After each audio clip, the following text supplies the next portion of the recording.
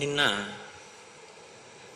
కరదూషణాదులను త్రిశిరుడు అనబడేటటువంటి ఆ కరుని వద్ద ఉన్న సైన్యాధిపతిని రామచంద్రమూర్తి ఒక్కరే 14,000 సైన్యాన్ని తెగటార్చినటువంటి విధానాన్ని, నిరుపమానమైనటువంటి ఆయన పరాక్రమాన్ని, ఆ రాక్షస వధ జరిగిన తరువాత సీతాదేవి చేత కౌగిలింపబడినటువంటి ఆ రామచంద్రమూర్తి యొక్క స్వరూపం దగ్గర మనం ఆగి ఉన్నాం.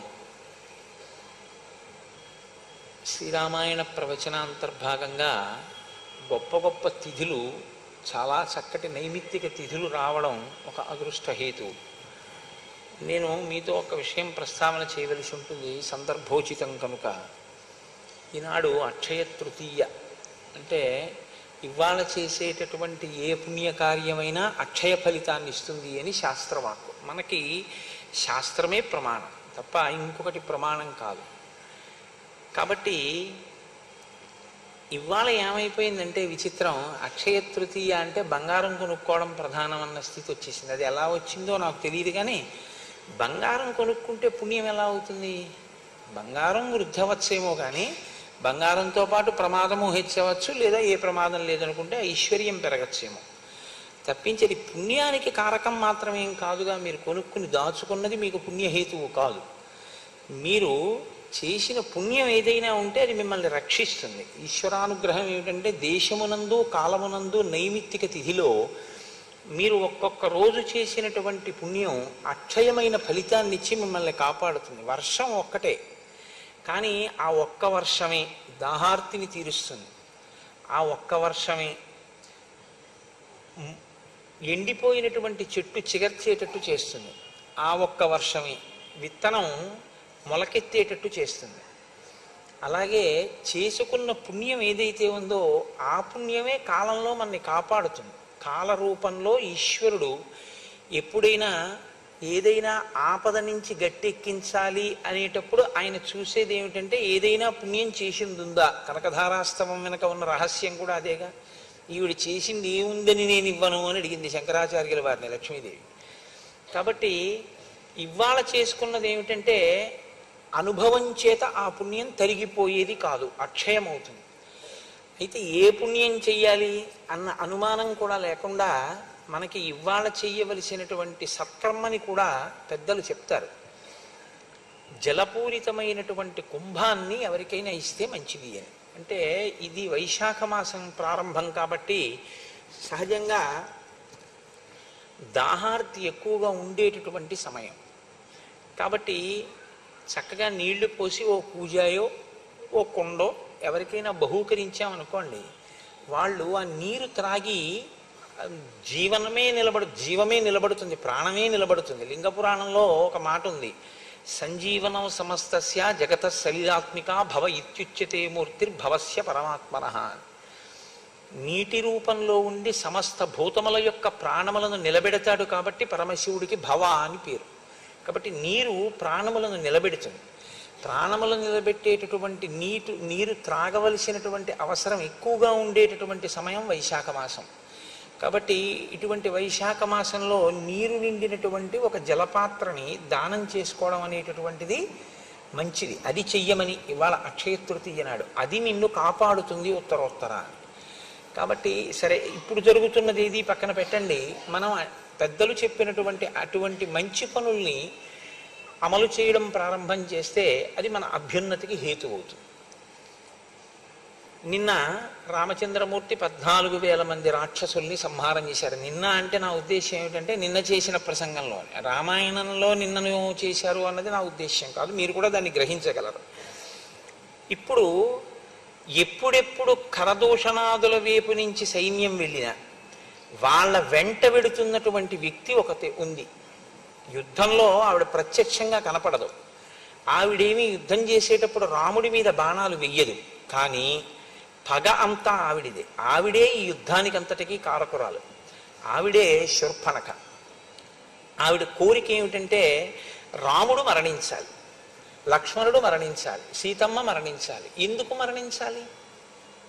మీరు కొంచెం జాగ్రత్తగా రామాయణాన్ని గమనిస్తే ఇప్పుడు సీతమ్మ తల్లి వైపుకి ఆపద వెడుతుంది. తర్వాత ఎందుకు వెళ్ళాలి అంటే అసలు ఆవిడ వ్యామోహం రాముడి మీద.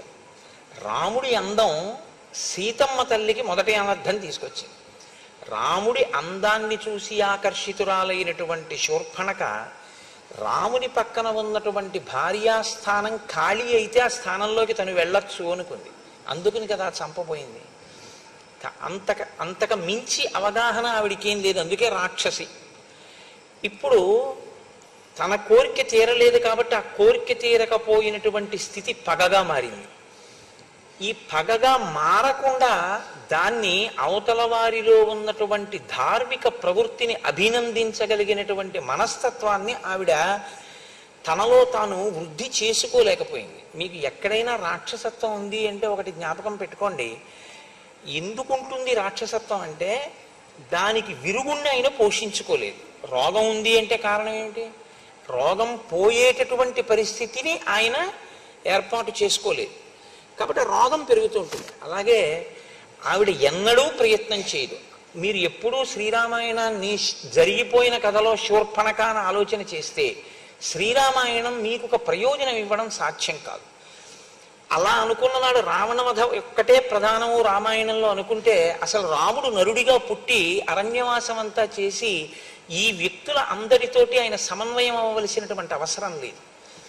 ఇవన్నీ జరగడం వల్ల, ఇవన్నీ చదవడం వల్ల మనమేం చెయ్యాలి అన్నది ఆలోచన చేసి ఎక్కడ దోషం ఉందో ఆ దోషాన్ని తొలగించుకునే ప్రయత్నం మీరు చేస్తేనే మీకు రామాయణం ఉపయోగపడుతుంది.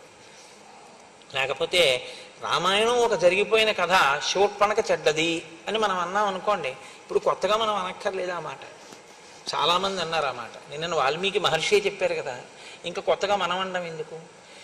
కోరిక తీరకపోతే పగగా మారేటటువంటి స్థితి ఎక్కడ ఉంటుందో దాన్ని మీరు సాక్షి మాత్రంగా గమనించవలసి ఉంటుంది. ఈ కోపం తమాషా చూసావా ఎలా వచ్చిందో? ఈ కోపం వచ్చిన కారణం చేత నాలో ఆలోచన సరళి ఎలా మారిపోతుందో చూసావా? నాలో పగ ఎలా పెరుగుతోందో చూసావా? కాబట్టి ఇప్పుడు నేను అవతల వారిని ప్రేమించడానికి ధార్మికమైన గుణం ఏదైనా ఉందా? ఈ యుద్ధంలో ప్రత్యక్షంగా లేకపోయినా రాముని గుణములను శ్లాఘించి రాముని తప్పేమిటయా అని అడిగిన వాడు ఉన్నాడు, రాక్షసుడు మారీచుడు. మరి మారీచుడు కూడా ఒకప్పుడు దోషం చేసిన వాడే. 2 పర్యాయాలు రాముడి మీదకి యుద్ధానికి వెళ్ళాడు. కానీ మారాడు మారీచుడు.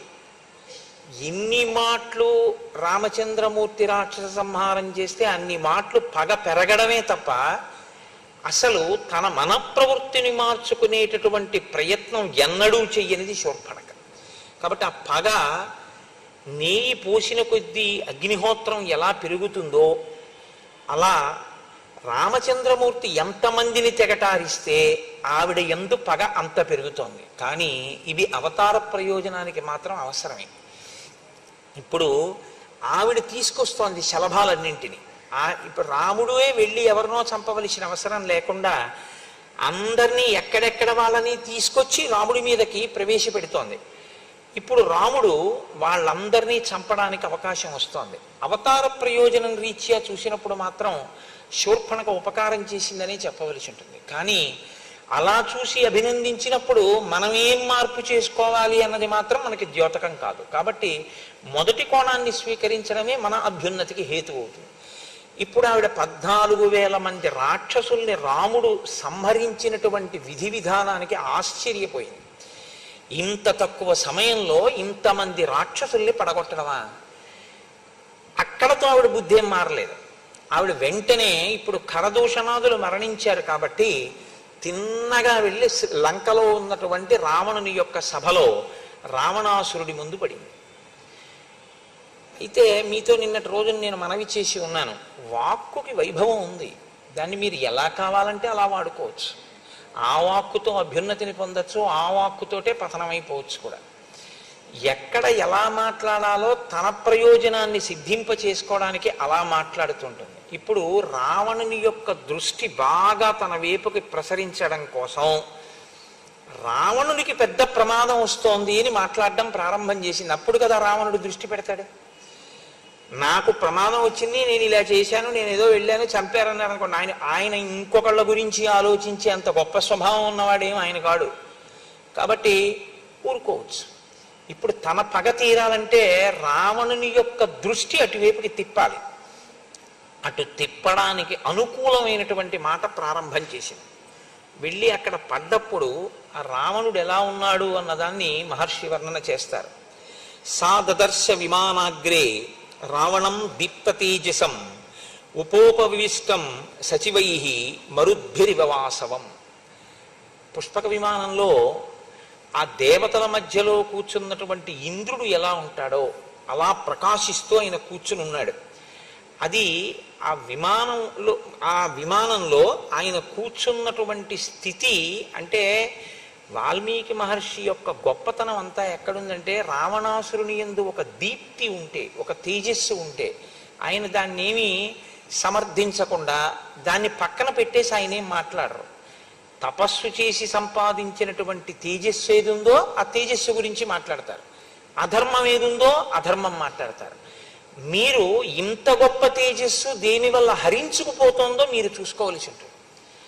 అది మీరు గమనించినప్పుడు అది మీలో పెరగకుండా మిమ్మల్ని మీరు నియంత్రించుకునేటటువంటి అవకాశం మనకి కలుగుతుంది. కాబట్టి ఉపోపవిష్టం సచివై మరుద్భిర్వివాసవం ఆసీనం సూర్య సంకాశే కాంచనే వరమాసనే రుక్మవేది గతం ప్రాజ్యం జ్వలంతమివ పావకం. ఆయన కూర్చున్నటువంటి బంగారు సింహాసనం సూర్యకాంతి ఎలా ఉంటుందో అలా ఉంది. బంగారు ఇటుకలతో చేయబడినటువంటి హోమవేది యందు ప్రజ్వరిల్లినటువంటి అగ్నిహోత్రము యొక్క దీప్తి ఎలా ఉంటుందో ఆయనలోంచి వస్తున్నటువంటి కాంతి అలా ఉంది. దేవగంధర్వ భూతానాం ఋషీణంచ మహాత్మనాం అజేయం సమరే శూరం వ్యాప్తానన వివాంతకం. ఆయన దేవతల యందు గంధర్వుల యందు సమస్త భూతముల యందు ఋషుల యందు మహాత్ముల యందు వైరము కలిగి ఉండి వారందరినీ కూడా ఓడించి వారి చేత అజేయుడైన వాడు. బ్రహ్మగారి యొక్క వరం ఉంది కాబట్టి వాళ్ళెవ్వరూ ఇన్ని సంహరించలేరు. అజేయం సమరే శూరం, ఏ యుద్ధమునందు వారి చేత ఓడింపబడనటువంటి పరాక్రమం ఉన్నవాడు. వ్యాప్తాన వివాంతకం, ఆయన వ్యాప్తానన వివాంతకం, నోరు తెరిచినటువంటి మృత్యుదేవత ఎలా ఉంటుందో అలా ఉన్నాడు. తేజస్సు ఎంత గొప్పదైనా కావచ్చు, కానీ ఆ తేజస్సు ఎందుకు పనికి వచ్చిందంటే ఒక మృత్యుదేవత యొక్క తేజస్సు ఎలా ఉంటుందో, నోరు తెరిచినటువంటి మృత్యుదేవత ఏం చేస్తుంది? కబళించేస్తుంది, తినేస్తుంది. ఈయన పరిస్థితి కూడా ఏమిటంటే ఎవరు కనపడితే వాళ్ళని తినేస్తాడు. అంటే తన తపస్సు దేనికి వినియోగిస్తున్నవాడు అంటే ఇతరులను ఖేద పెట్టడానికి, తను అనుభవించాలనుకున్న దాన్ని అనుభవించడానికి తప్ప అది ఒక ధార్మిక మార్గంలో ఉపయోగపడేటటువంటి తపస్సు కాదు. కాబట్టి ఇప్పుడు ఆయన దృష్టిలో కానీ ఎవరైనా నేను దీన్ని అనుభవించాలి అన్న కోరిక ఆయనకి పుట్టిందనుకోండి, అది ఏ వస్తువు పట్లైనా సరే, అది అన్నగారు అవ్వచ్చు కుబేరుడు, ఆయనేం ఊరుకోడు, ఓడించి తెచ్చుకుంటాడు. అది పరకాంత కావచ్చు, ఆయనేం ఊరుకోడు. కాబట్టి ఆయన తేజస్సు, ఆయన తపస్సు దేనికి పనికొచ్చాయి అన్నది మీరు చూడవలసి ఉంటుంది. మీరు శ్రీరామాయణంలో అనసూయమ్మని చూశారు. అనసూయమ్మ తపస్సు చేసింది. ఆవిడ తపస్సు దేనికి పనికొచ్చింది అంటే క్షామం వచ్చినప్పుడు గంగని ప్రవహింపచేసి చెట్లు చిగర్చేటట్టు చేసి కొన్ని వేల మందికి భోజనం పెట్టి బతికించడానికి ఆవిడ తపస్సు పనికొచ్చింది. ఒక పతివ్రత యొక్క భర్త మరణిస్తే ఆ భర్తని మళ్ళీ ప్రాణం పొయ్యడానికి, ఆయన్ని పునరుజ్జీవితుణ్ణి చేయడానికి ఆవిడ తపస్సు పనికొచ్చింది. రావణుడి తపస్సు దేనికి పనికొస్తుంది? తను కోరుకున్న వస్తువుని తాను అనుభవించడానికి పనికొస్తుంది. ఇదే రాక్షసత్వం అంటే. ఇంతకన్నా వేరే ఏముండదు. మీరు పుణ్యం చేశారా, ధార్మికంగా ఉండడం అంటే మీరు ఏదో ఆ పూజ చేశారా, ఇది పెద్ద లెక్కలోకి వచ్చేటటువంటి విషయం కాదు. మీకు ఈశ్వరుడు ఇచ్చినటువంటి విభూతిని పుణ్య ఫలితంగా మీరు పొందినటువంటి అనుగ్రహం ఏ రూపంలో మీ యందు ప్రసరించిందో దాన్ని మీరు సమాజపరం చేస్తారా? మీరు సమాజ అభ్యున్నతి కొరకు విశ్వమునందు విశ్వనాథుణ్ణి దర్శనం చేసి విశ్వము యొక్క అభ్యున్నతి కొరకు ఈశ్వరుడు మీకు ఇచ్చినటువంటి విభూతిని మీరు ఉపయోగించగలరా? సనాతన ధర్మంలో ఒక్కటే సిద్ధాంతం, మీకు ఏది కలిగినా అది కష్టం కానివ్వండి, సుఖం కానివ్వండి, పుణ్యం కానివ్వండి, పాపం కానివ్వండి, లేకపోతే ఇవాళ కలిగినటువంటి సంతోషం కానివ్వండి, దుఃఖం కానివ్వండి, వీటికి కారణం మీరు చేసుకున్న కర్మయే. ఆ కర్మలో అంతర్భాగమే తపస్సైన, యజ్ఞమైన, యాగమైన. చేసింది యజ్ఞం, చేసింది యాగం, చేసింది తపస్సు, దానివల్ల వచ్చింది కొంత ఫలితం. కానీ ఆ ఫలితాన్ని నువ్వు ఎలా వాడుతున్నావు దాన్ని బట్టి నువ్వు రాక్షసుడివా మనిషివా నిర్ణయించవలసి ఉంటుంది. నువ్వు లోకానికి పనికొచ్చేవాడివా పనికిరాని వాడివా అన్నది ఈశ్వరుడు అక్కడ నిర్ణయం చేస్తాడు. ఇవ్వడం ఇస్తాడు, ఉపయోగించుకోవడం అన్న దాన్ని బట్టి ఈశ్వరుడు మీ అభ్యున్నతిని నిర్ణయం చేస్తాడు. ఇచ్చిన దాన్ని దుర్వినియోగం చేస్తే ఇక ఈ వస్తువు ఉండడం ప్రమాదం అనుకున్నప్పుడు ఈశ్వరుడు దాన్ని తీసేస్తాడు. ఎలా తీసేస్తాడు అంటే దేనిలోంచి ఆ విభూతి ప్రసరిస్తోందో అసలు ఆ మూలమే పడిపోతుంది. చిట్ట చివరి సుందరకాండలో తదేవ ఫలమన్వేతి ధర్మస్య ధర్మనాశన ప్రాప్తం ధర్మఫలం తావద్భవతా నాత్ర సంశయ అంటూ ఇది ఉంటే తప్ప అనుభవించడం కుదరదు. దీంతోనే అనుభవించాలి. ఏదైనా చేసినా దీంతోటే, అనుభవించినా దీంతోటే. కాబట్టి దీన్నే తీసేస్తాడు ఈశ్వరుడు. ఆ స్థితి రాకుండా ఉండాలి అంటే జాగ్రత్త ఎక్కడ వహించవలసి ఉంటుంది అంటే నేను పుణ్యకార్యాచరణం చేస్తున్నాను, నేను సంపాదించాను కాబట్టి నేను ఎలాగైనా అనుభవిస్తానో, నన్ను కాదనేవాడెవడన్నది కాదు. దీన్ని చూసేవాడు వాడొకడు ఉన్నాడు అన్న నిశ్చయాత్మకమైన బుద్ధి మీ యందు ఉండాలి. రాముడైతే దీనికి భిన్నంగా ఉంటాడు. ఎవరు చూసొచ్చారు? తెల్లవారుజామున లేచి స్నానం చేయకపోతే హేమంత ఋతువులో. కానీ ఎవరు చూసొచ్చారని రాముడు చూడడు. ఈశ్వరుడు ఎప్పుడూ చూస్తున్నాడని ఆయన నమ్ముతాడు. ఆయన నమ్మాడు కాబట్టి ఆయన నడవడి అలా ఉంటుంది. అందుకని ఆయన ధర్మాత్ముడు కాగలిగాడు. ఆ ధర్మం ఆయన్ని రక్షించింది. అది విడిచిపెడతాడు. తను తెలుసుకున్న శాస్త్రాన్ని, తనకి ప్రకాశించిన విభూతిని తాను ఎలా ఉందామనుకుంటున్నాడో దానికి అనుగుణంగా సమర్థించుకునే రీతిలోకి మారుస్తాడు. ఇది చాలా ప్రమాదకరమైన ప్రజ్ఞ. మీరు బాగా గుర్తుపెట్టుకోండి. పోతన గారి మాటల్లో చెప్పాలంటే జ్ఞాన కలునిలోని శారదయువోలే. అంటే ఋషి హృదయము అని ఒకటి ఉంటుంది. ఋషి ఒక విషయాన్ని ఈ ప్రయోజనం కోసం చెప్తున్నాను అనుకునే చెప్తారు ఆయన. కానీ తనకి ప్రజ్ఞ ఉంది కదా అని ఒక శ్లోకాన్ని ఎలాగైనా అన్వయం చేయగలిగిన శక్తి తనకు ఉంది కదా అని మీరు అన్వయం చేయడం కానీ, లేదా మీరు ఒక తప్పు చేసి ఆ తప్పుని సమర్థించుకోవడానికి శాస్త్రవాక్కుని మీకున్నటువంటి పాండిత్యాన్ని సాధనంగా తీసుకుని మీరు సమర్థించుకునే ప్రయత్నం చెయ్యడం కానీ ప్రమాదహేతువే. అప్పటికి బాగున్నట్టు ఉంటుందేమో, కానీ అది మాత్రం మీకు అభ్యున్నతి హేతువు కాదు. రావణుడి జీవితం అంతా అంతే. ఆయన చదువుకోలేదని మీరు అనుకోకూడదు. ఆయన చదువుకున్నవాడే, ఆయన తపస్సు చేసినవాడే. కానీ ఆయన చదువుకున్న శాస్త్రం ఆయనకి ఎందుకు పనికి వస్తుందంటే తను చేసిన తప్పుని శాస్త్రం సమర్థిస్తోందన్నట్లుగా మాట్లాడే ప్రయత్నం చేస్తూ ఉంటాడు. ఇదే ఆయన కొంప ముంచేసింది ఆఖరికి. రాముడైతే అలా కాదు. శాస్త్రం ఏం చెప్పిందో అది నేను చెప్తున్నానని చెప్తాడు అంతే. శాస్త్రానికి రాముడు కట్టుబడతాడు, వేదానికి రాముడు కట్టుబడతాడు. వేదాన్ని తనకు అనుగుణంగా, శాస్త్రాన్ని తనకు అనుగుణంగా మార్చి మాట్లాడి తన ప్రయోజనాన్ని సిద్ధింపజేసుకునే ప్రయత్నం రావణుడు చేస్తాడు. వేదం ఏం చేయగలదు మన్ని అన్న తృణీకార భావం అసలు ఆ ప్రవర్తనలో ఉంది. ఏం చెయ్యగలదో రాముడి రూపంలో వచ్చి చేసి చూపించింది. ఎందుకు చేసి చూపించింది అని అనవలసి ఉంటుందంటే వేదము ఒకటి, ఈశ్వరుడు ఒకటి కాదు. మీరు ఎప్పుడూ ఈ విషయాన్ని బాగా జ్ఞాపకం పెట్టుకోవాలి. వేదము వేరండి, ఈశ్వరుడు వేరండి అని మీరు అనకూడదు. ఎందుకంటే ఈశ్వరుని యొక్క ఊపిరియే వేదం. ఈశ్వరుని యొక్క ఊపిరి వేదము అని నేను అన్నప్పుడు నేను ముందా, నా ఊపిరి ముందా? భవతి అని సంస్కృతంలో ఒక మాట, అంటే ఉన్నాడు. ఉన్నాడు అన్న మాట ఎప్పుడు వాడతారు? ఆయన ఊపిరి తీస్తే. నేను మొట్టమొదట ఊపిరి ఎప్పుడు తీశానో అప్పుడు నేను ఉన్నాను, నా యొక్క అస్తిత్వము ప్రకటింపబడింది. నా ఊపిరి ఎప్పుడు ఆగిపోతే అప్పుడు ఇక లేరు కోటేశ్వరారు, ఆయన శరీరం పోయిందని గుర్తు.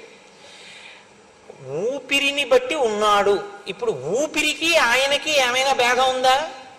ఊపిరే ఆయన, ఆయనే ఊపిరి. ఆయన భవతి అనబడాలి అంటే ఆయన ఊపిరే హేతు అయి ఉంటుంది. యావత్ పవనో నివసతి దేహే తావత్ పృచ్చతి కుశలంగేహే గతవతి వాయో దేహాపాయే. అయినప్పుడు ఈశ్వరుని యొక్క ఊపిరి ఎలా తేడా అవుతుంది? కాదు. వేదము అంటే, వేదాన్ని నమ్మడము అంటే ఈశ్వరుణ్ణి నమ్మడమే. వేదాన్ని గౌరవించడము అంటే ఈశ్వరుణ్ణి గౌరవించడమే. శంకర భగవత్పాదులకి వేదం అంటే అంత గౌరవము అంటే వేదాన్ని గౌరవించినప్పుడు ఒకటి, ఈశ్వరుణ్ణి గౌరవించినప్పుడు ఒకటి అని మీరు అర్థం చేసుకోకూడదు. వేదమే ఈశ్వరుడు. కాబట్టి ఇప్పుడు వేదాన్ని మీరు దుర్వినియోగం చేసే ప్రయత్నం చేస్తే, మీకు అనుకూలంగా మీరు సమర్థించుకునే ప్రయత్నం చేస్తే, వేదం చెప్పిన విషయాన్ని మీరు చేస్తున్న పనులను సమర్థించడానికి మీ పాండిత్యాన్ని వాడితే ఈశ్వరుడి పట్ల దోషం కిందే అది లెక్కలోకి వస్తుంది. కాబట్టి ఇప్పుడు మీ శత్రుత్వం ఎవరితో వెళ్ళి పడుతుంది? ఈశ్వరుడితోటే పడుతుంది. అందుకే శాస్త్ర ప్రమాణమునకు వేద ప్రమాణమునకు కట్టుబడి ఉండాలి. అందుకే శంకర భగవత్పాదులు అవతార పరిసమాప్తి యందు వేదో నిత్యమధీయతాం తదుజితం కర్మ స్వనుష్ఠీయతాం అంటూ దుస్తర్కాస్తు విరమ్యతాం అంటారు. దుస్తర్కము చేయవద్దు. నీకున్న వాక్కు ఏదుందో దాని శృతి ప్రమాణమును నిలబెట్టడానికి ఉపయోగించండి తప్ప నీ పాండిత్యం, నీ తెలివితేటలు వక్రంగా వాడవద్దు. వక్రంగా అంటే నీ హృదయానికి అనుగుణంగా వేదాన్ని చెప్పద్దు. వేదం యొక్క హృదయానికి అనుగుణంగా వేదాన్ని చెప్పి అనుష్ఠించు. ఇక్కడే తేడా వస్తుంది ఆయనకి. కాబట్టి ఇప్పుడు దేవగంధర్వభూతానాం ఋషీణంచ మహాత్మనాం అజేయం సమరే శూరం వ్యాప్తానన వివాంతకం. ఈయన స్నిగ్ధ వైడూర్య సంకాశం తప్త కాంచన కుండలం సుభుజం శుక్లదశనం మహాస్యం పర్వతోపమం. మహర్షి ఆయన యొక్క భౌతికమైన ఆకృతి వైభవాన్ని వర్ణన చేస్తున్నారు. స్నిగ్ధ వైడూర్య సంకాశం, వైడూర్య మాణిక్యం ఎలా ఉంటుందో అటువంటి నల్లటి కాంతి కలిగిన వాడు. తప్త కాంచన కుండలం, చెవులకు పెట్టుకున్నటువంటి కుండలములు బాగా కాల్చినటువంటి బంగారముతో చేయబడినవి ధరించి ఉన్నాడు. సుభుజం, మంచి గుండ్రంగా ఉన్నటువంటి భుజములు కలిగిన వాడు. శుక్లదశనం, తెల్లని పళ్ళున్నవాడు. మహాస్యం, పెద్ద ముఖమున్నవాడు. పర్వతోపమం, ఒక పర్వతం వచ్చి కూర్చుంటే ఎలా ఉంటుందో అంత గంభీరమైన ఆకృతి కలిగినటువంటి వాడు. విష్ణు చక్ర నిపాతైశ్చ శతసో దేవసంయుగే అన్యై శస్త్ర ప్రహారైశ్చ మహాయుద్ధేషు తాడితం. ఆయన శరీరం మీద, ఆ భుజముల మీద, చేతుల మీద విష్ణు చక్రము చేత కొట్టబడినటువంటి దెబ్బలున్నాయి. ఇది బాహ్యంలో ఆయన అంత గొప్ప గొప్ప యుద్ధాలు చేశాడు. విష్ణు చక్రం ఆయన ఏం చేయగలిగింది అంటే, ఓసారి ఆయనకు వచ్చి తగిలితే ఓ గాయం అయింది తప్ప విష్ణు చక్రం ఆయన్ని పరిమార్చలేకపోయింది, చంపలేకపోయింది. అంతవరకు బాగానే ఉంటుంది, గొప్పతనంగా చెప్పడానికి బాగుంటుంది. కానీ విష్ణువు స్థితికారుడు. ఆయన ఎప్పుడూ ధర్మాన్ని నిలబెట్టేటటువంటి ప్రయత్నం చేస్తుంటాడు. ఆయనతో యుద్ధం వచ్చి ఆయన చేతిలోంచి చక్రాన్ని నీ మీద ప్రయోగించవలసి వచ్చిందంటే నువ్వు ఎంత దుర్మార్గుడు అయి ఉండాలి. ఇది ఋషి హృదయం. ఇది చూడమని తప్ప విష్ణు చక్రం పెట్టి కొడితే విష్ణు చక్రం దెబ్బలున్నాయండి, అంత పరాక్రమవంతుడండి అని మిమ్మల్ని చెప్పమని కాదు ఆయన ఉద్దేశ్యం. ఎప్పుడూ ధర్మాన్ని నిలబెట్టేటటువంటి ప్రయత్నం చేసేటటువంటి విష్ణువు చక్రం పెట్టి కొట్టవలసి వచ్చింది అంటే వీడు ఎంత అధర్మంలో ఉండేటటువంటి వాడు అన్నది మీరు అర్థం చేసుకోవాలి. పోను ఒక్క విష్ణువా, సమస్త దేవతల యొక్క ఆయుధముల దెబ్బలు ఆయన ఒంటి మీద ఉన్నాయి, అయినా చావలేదు. అంటే అంత పెద్ద తపస్సు చేశాడు. 10,000 సంవత్సరములు బ్రహ్మగారి గురించి తపస్సు చేశాడు. కాల్సన దేనికది? 10 తలకాయలు కోసుకున్నాడు. బ్రహ్మగారు ప్రత్యక్షమయ్యారు. నీ పాదముల యందు చిక్కు చెదరని భక్తి ప్రపత్తులు కావాలని ఒక్క మాట అని ఉండి ఉంటే రావణుడు ఏ స్థితిని పొంది ఉండేవాడు. కానీ అలా అనలేకపోయాడు. ఈ దెబ్బలన్నీ ఎందుకు వచ్చాయంటే ఆ తపస్సు వలన నేను అజేయుడననేటటువంటి అహంకారంలోంచి పుట్టుకొచ్చాయి. కాబట్టి ఇప్పుడు ఆయన తపస్సు, ఆయన తేజస్సు ధర్మాన్ని రక్షించడానికి పనికొచ్చింది కాదు. ఆయన ఏం చేస్తూ ఉంటాడు? ఆహతాంగం సమస్తైశ్చ దేవ ప్రహరణైస్తథా అక్షోభ్యానాం సముద్రాణం క్షోభణం క్షిప్రకారిణం. ఎప్పుడూ కూడా దేవతలతో యుద్ధం చేస్తూ సముద్రములను కూడా క్షోభింపచేస్తూ ఆయన ఉంటాడు. క్షేప్తారం పర్వతేంద్రాణం సురాణంచ ప్రమర్దనం. పెద్ద పెద్ద పర్వతాల్ని కూడా గాలిలోకి బంతులు విసిరినట్టు విసరగలడు. అంటే అంతటి భుజ పరాక్రమము, అంతటి బలమున్నవాడు. సురాణాంచ ప్రమర్దనం, ఎప్పుడూ కూడా దేవతల్ని ఇబ్బంది పెట్టి దేవతల్ని మర్దిస్తూ ఉంటాడు. ఉచ్చేత్తారంచ ధర్మాణం, ధర్మము ఎక్కడుందో అక్కడ దాన్ని ధ్వంసం చేసే ప్రయత్నం చేస్తాడు, ధర్మమునకు హాని కల్పిస్తాడు. పరదారాభిమర్శనం, ఇతరుల యొక్క భార్యలను తన భార్యగా చేసుకుని అనుభవించాలనేటటువంటి మిక్కుటమైన కోరిక కలిగిన వాడు. ఇంతకన్నా దారుణమైనటువంటి లక్షణం ఇంకొకటి ఉండక్కర్లేదు. కాబట్టి ఇటువంటి వాడు. ఈయన దేవతల్ని ఎంతగా మర్దించాడంటే ఉత్తరాఖండలో రావణాసురుడి గురించి ఒక విషయం చెప్తుంటారు. ఆయన ఒకప్పుడు మరుత్తనబడేటటువంటి రాజు యజ్ఞం చేస్తుంటే అక్కడికి వెళ్ళాడు. వెడితే అక్కడే ఇంద్రుడు, వరుణుడు, కుబేరుడు, యముడు మొదలైనటువంటి దేవతలు ఉన్నారు. రావణాసురుణ్ణి చూడగానే అక్కడ ఉంటే ఎక్కడ మర్దిస్తాడో అన్న భయం చేత వాళ్ళు జంతువులను ఆశ్రయించి వాటిలో వెళ్ళిపోయారు. ఇంద్రుడు ఒక నెమలిలోకి ప్రవేశించాడు, వరుణుడు ఒక హంసలోకి వెళ్ళిపోయాడు, కుబేరుడు ఒక తొండలోకి వెళ్ళిపోయాడు, యముడు ఒక కాకిలోకి వెళ్ళిపోయాడు. ఆ తర్వాత వచ్చాడు, ఆ మరుచుతో యుద్ధం చేశాడు, వెళ్ళిపోయాడు. ఆ గొడవ అయిపోయింది. అయిపోయిన తర్వాత వీళ్ళు నలుగురు బయటకు వచ్చారు. సమయానికి రావణుడి కంట పడకుండా మీ శరీరంలో మేము దాక్కునే అవకాశం ఇచ్చారు కాబట్టి మీకు వరాలు ఇస్తున్నామని అప్పుడు ఈ 4 ప్రాణులకు వాళ్ళు వరాలు ఇచ్చారు. ఇంద్రుడు నెమలికి అప్పుడే ఇచ్చాడు వరం, నాకు ఉన్న 1000 కన్నులు నీ యొక్క పింఛంలో నెమలి కన్ను అని కన్నులుగా కనపడతాయి, అందంగా పింఛం అలా ఉంటుంది. వరుణుడు హంసకి వరం ఇచ్చాడు. వరుణుడు జలాధిదేవత కనుక నీవెప్పుడు నా నీటి మీద తేలుతుంటావు, చంద్రప్రకాశం ఎలా ఉంటుందో అటువంటి కాంతి కలిగినటువంటి స్థితిలో నువ్వు ఉంటావు.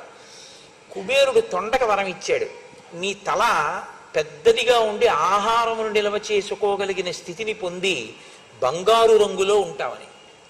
యముడు కాకికి వరం ఇచ్చాడు, నువ్వు దీర్ఘాయుష్మంతురాలివి అవుతావు, ఏ రోగము నిన్ను బాధించదు, బలవన్మరణం తప్ప నీ అంతా నువ్వు చచ్చిపోవడం అన్నది ఎక్కడా ఉండదు నీకు.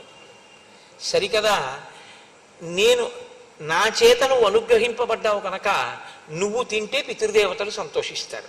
కాబట్టి నువ్వు తినాలని పితృకార్యం చేసినప్పుడు కోరుకుంటారు జనం అని కాకికి యమధర్మరాజు గారు వరం ఇచ్చాడు.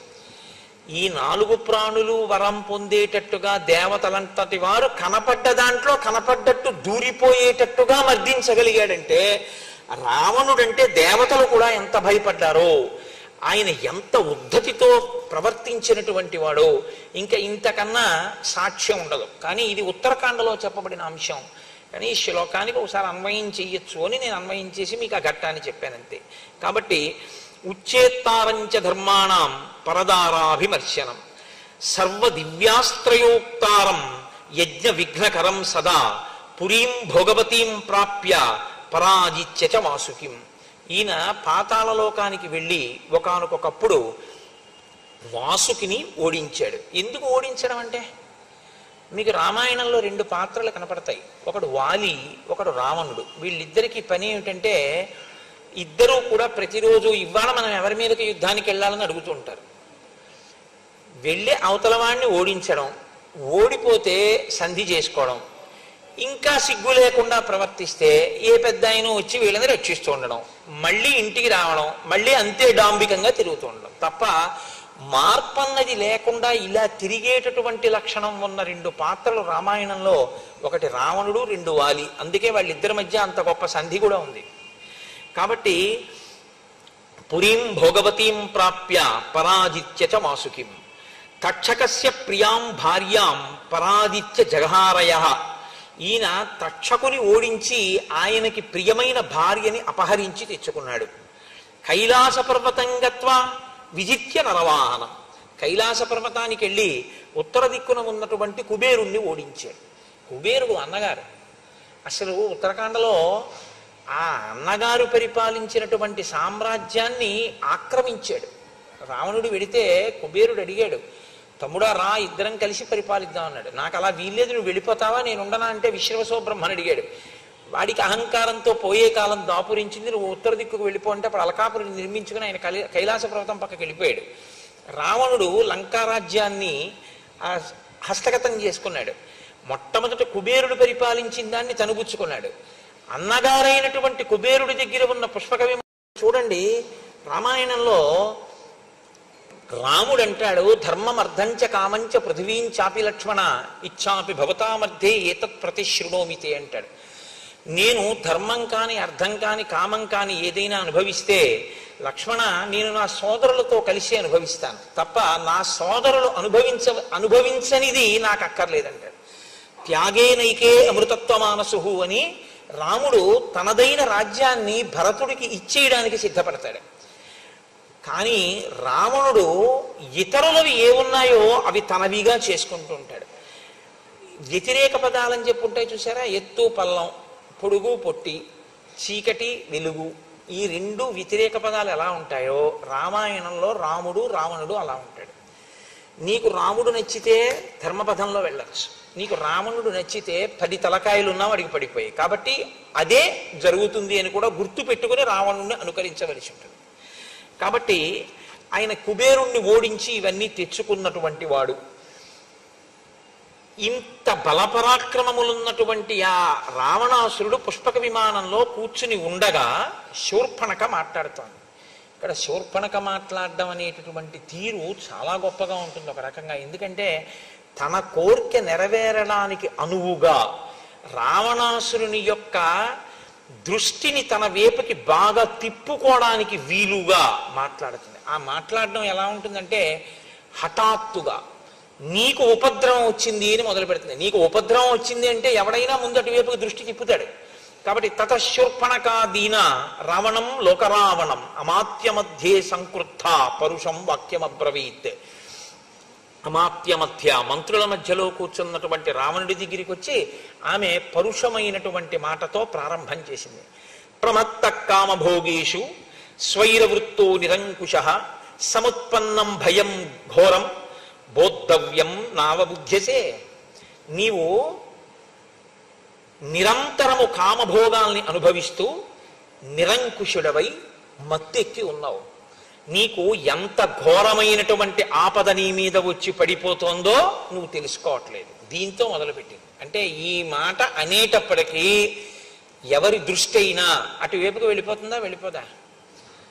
ఏదో కూర్చుని మాట్లాడుకుంటున్నారు అనుకోండి, ఏమిటో మీరు ఇలా సంతోషంగా హాయిగా గడిపేస్తున్నారు, మీకు తెలియట్లేదు ఎంత ఘోరమైన ఆపద మీకు వచ్చేస్తుందో మీకు తెలియట్లేదు అన్నారు అనుకోండి. తర్వాత మాట్లాడదాం ఏంటంటారా, ముందు అది ఆపేసి ఏమిటండి బాబు ఆ ప్రమాదం ఏంటండి అంటారా? ఏదో చూసారా, యువర్ కైండ్ అటెన్షన్ ప్లీజ్ అంటారు. అంటే మీ దృష్టిని దయచేసి మా యందు పెట్టండి అని అడుగుతుంటారు. మీ దృష్టిని మా నుండి మరల్చకండి అని కూడా అడుగుతుంటారు. Do not allow your attention to be diverted by something else while you are transacting with the banker అని కూడా ఓ బోర్డు ఉంటుంటుంది. దృష్టిని ఆకర్షించి మాట్లాడుతుంటారు, ఎందుకంటే అక్కడ బుద్ధి పెట్టాలి అని కోరినప్పుడు. రావణుని యొక్క మనస్సుని ఎలా లాగిందో చూడండి శూర్పణఖ. అంటే తన ప్రయోజనం కొరకు తన పగని సిద్ధింప చేసుకోవడానికి ఆవిడ మనసులో ఎంతగా సిద్ధపడి వచ్చి మాట్లాడుతోందో చూడండి. అంటోంది, సక్తం గ్రామ్యేషు భోగేషు కామవృత్తం మహీపతిం లుబ్ధం బహుమన్యంతే శ్మశానాగ్నిమివ ప్రజాః. ఎప్పుడు క్షణికములైనటువంటి భోగములను అనుభవిస్తూ ఇంద్రియములకు వశపడిపోయినటువంటి రాజు ప్రజల గురించి పట్టించుకోకుండా కేవలం భోగలాలసుడై ఉండిపోతే అటువంటి రాజుని ఎవ్వరూ గౌరవంగా చూడరు. శ్మశానములో ఉన్నటువంటి శవాన్ని కాల్చేటటువంటి అగ్నిహోత్రము కూడా అగ్నిహోత్రమే. అదేం అగ్నిహోత్రం కాకపోలేదు శవాన్ని కాల్చింది కదా అని. కానీ శవాన్ని కాలుస్తున్నటువంటి అగ్నిహోత్రం పవిత్రంగా మనం చూడడం కుదరదు కదా.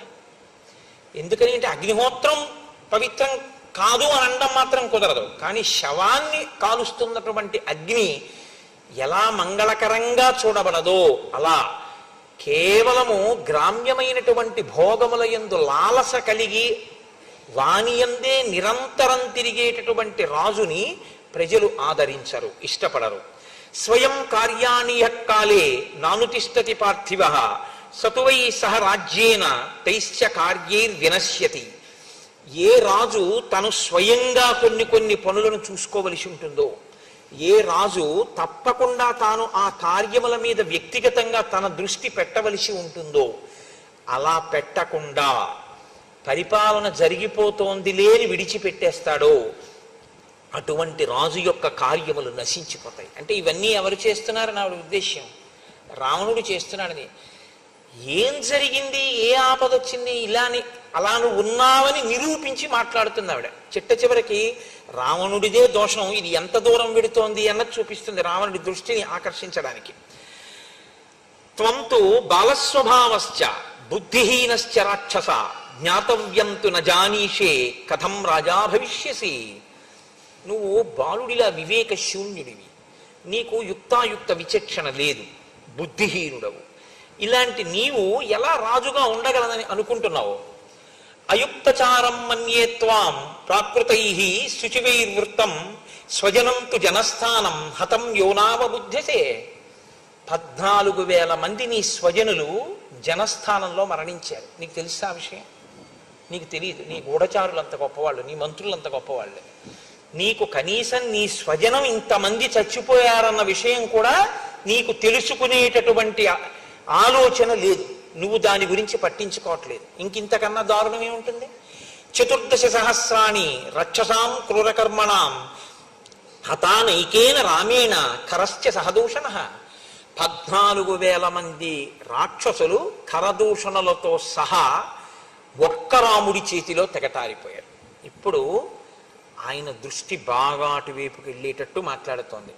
ఋషీణాం అభయం దత్తం కృతక్షేమాశ్చ దండకాః దర్శితంచ జనస్థానం రామేణా క్లిష్టకర్మణాః. అక్కడతో అయిపోయింది అనుకుంటున్నావేమో.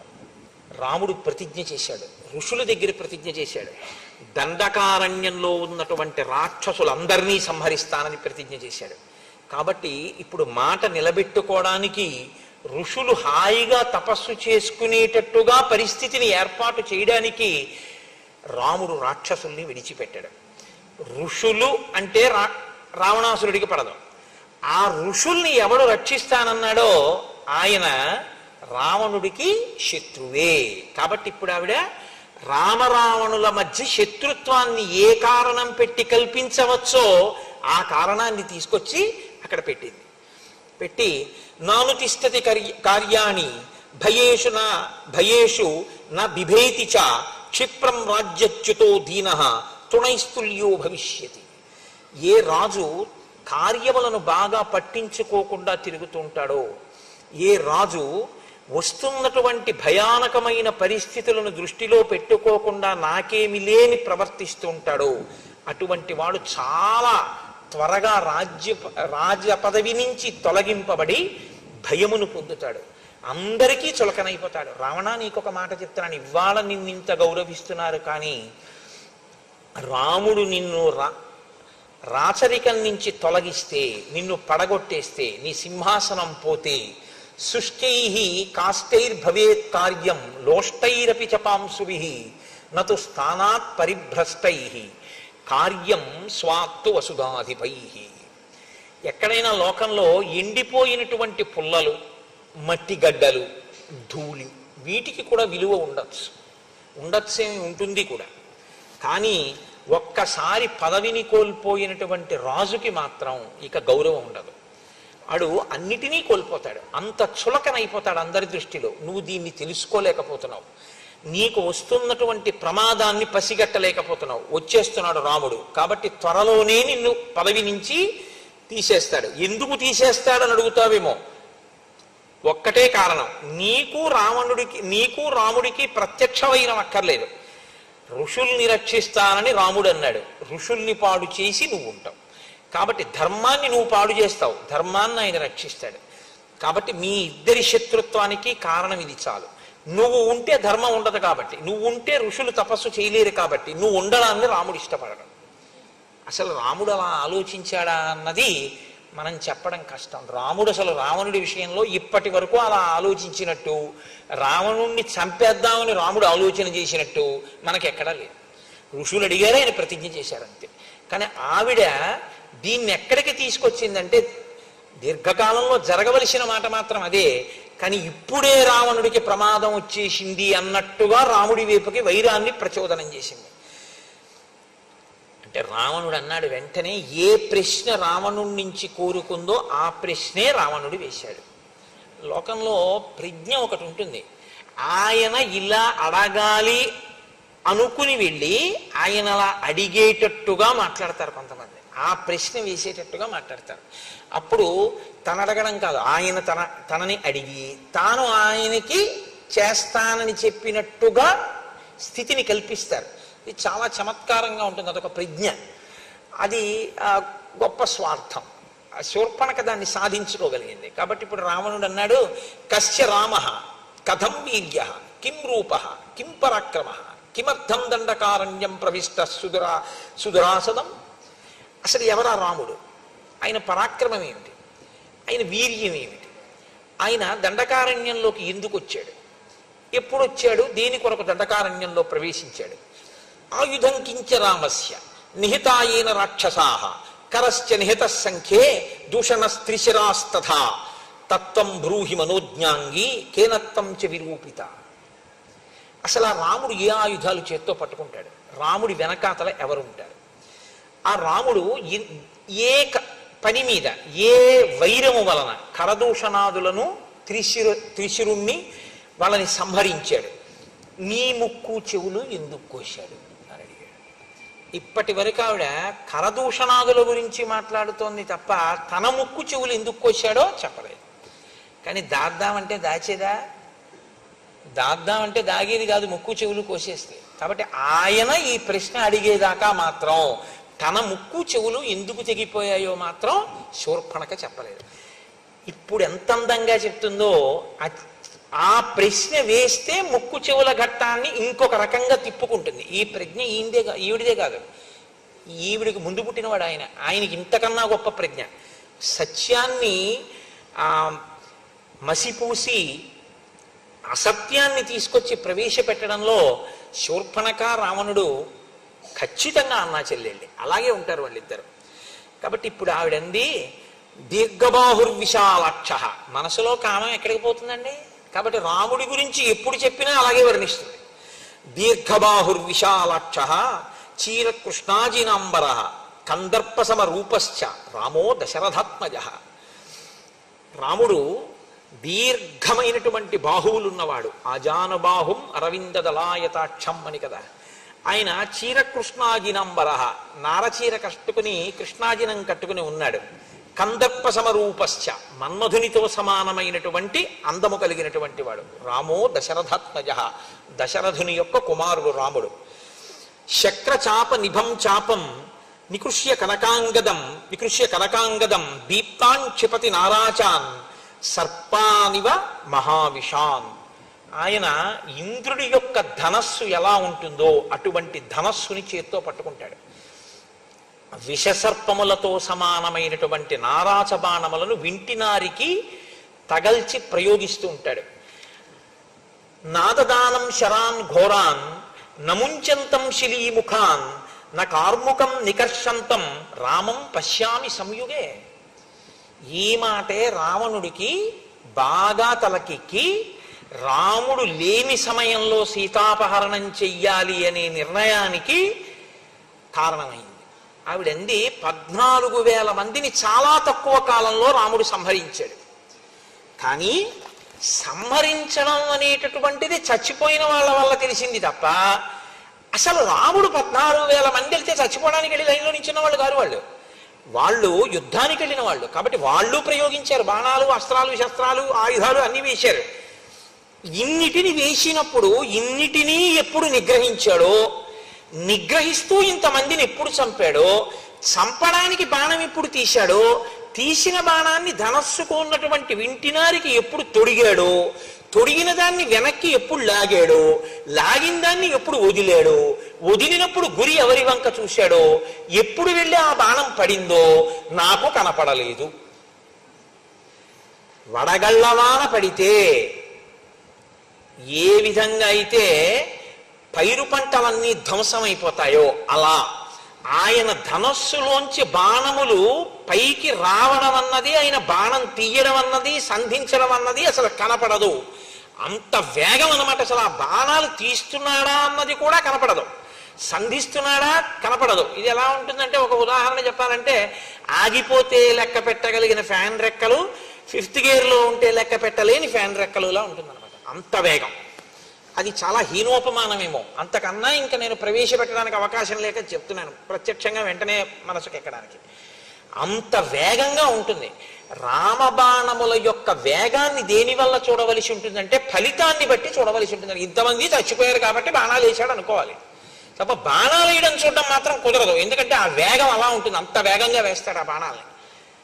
ఇప్పుడు రావణుడికి ఈ మాట విన్నాకే భయం వేసింది. మనం మాత్రం వెళ్ళి ఎదురుగుండా ఎలా నిలబడతాం అనుకున్నాడు. అనుకుని రాముడు లేని సమయంలో సీతాపహరణం చెయ్యాలన్న నిశ్చయం చేసుకోవడానికి కారణం కూడా శూర్పణఖ యొక్క మాటలే. అంటూ ఆవిడంది, ఋషీణామభయం దత్తం కృతక్షేమాశ్చ దండకాహ. ఋషులకందరికీ కూడా అభయం ఇచ్చాడు దండకారణ్యంలో. రాక్షసులందరినీ ఇలాగే చంపేస్తానన్నాడు. ఆయనతో ఎవరుంటారని కదా నువ్వు అడిగావు. భ్రాతాచాస్య మహాతేజ గుణవాన్ తుల్య విక్రమ అనురక్తశ్చ భక్తశ్చ లక్ష్మణో నామవీర్యవాన్ అమర్షీ దుర్జయో జేత విక్రాంతో బుద్ధిమాన్ బలి రామస్య దక్షిణో బాహు నిత్యం ప్రాణో బహిశ్చర. ఆయన తమ్ముడు లక్ష్మణుడు ఉన్నాడు. అపారమైనటువంటి గుణసంపత్తి కలిగినటువంటి వాడు. అన్నగారంటే భక్తి కలిగినటువంటి వాడు. లక్ష్మణుడిని పేరు కలిగినటువంటి వాడు. విపరీతమైన కోపం ఉన్నవాడు. ముక్కు చెవులు కోసేశాడు కదండి. అందుకని ఒకరిని జయించడమే తప్ప తాను జయింపబడడం అన్నది తెలియనటువంటి వాడు. గొప్ప పరాక్రమం ఉన్నవాడు. చాలా బుద్ధిబలం ఉన్నవాడు. రామచంద్రమూర్తి యొక్క కుడిభుజం వంటి వాడు. బయట తిరిగేటటువంటి రాముని యొక్క ప్రాణము వంటివాడు లక్ష్మణుడు అన్నవాడు ఒకడు ఉన్నాడు. రాముడు ఎంతటివాడో ఇంచుమించు అంతటివాడు. ఇప్పుడు ఆయన భయానికి ఇదొక కారణం. కానీ ఆవిడ పగ ఎటు తిరిగిందో చూడండి. రాముడు తనని భార్యగా అంగీకరించకపోవడానికి కారణం సీతమ్మ ఉండడమే.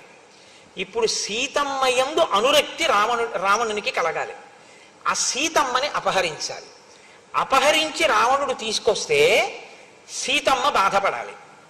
రాముడు రక్షించలేని స్థితి కల్పించాలంటే రాముడు దూరంగా ఉండగా సీతాపహరణం జరగాలి. రాముడు దూరంగా ఉండగా సీతాపహరణం జరగాలంటే రాముడి ముందు మనం నిలబడి లేనిపోని ఇబ్బంది తెచ్చుకోవడం ఎందుకన్న భావన రావణుని ఎందుకు కలగాలి. సీతమ్మని అపహరించి తెచ్చేయాలి.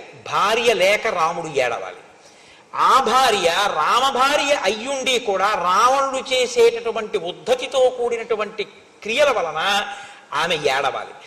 తను ఆమె ఉండడం వల్ల రాముణ్ణి పొందలేకపోయింది కాబట్టి రాముని భార్య అయినందుకు రాముణ్ణి పొందలేక పరపురుషుడు ఆమెని పొందడానికి ప్రయత్నిస్తుంటే ఆవిడ ఏడవాలి. ఆవిడ ఏడుపు చూసి తాను ఆనందించాలి.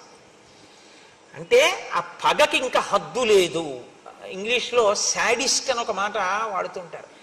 మీరు పగ అనేటటువంటి దాన్ని అదుపు చేయకపోతే అది ఎంత దూరమైనా వెళ్ళిపోతుంది. దానికి ఇంకా హద్దు ఆపు ఏమి ఉండదు, ఎక్కడికైనా వెడుతుంది.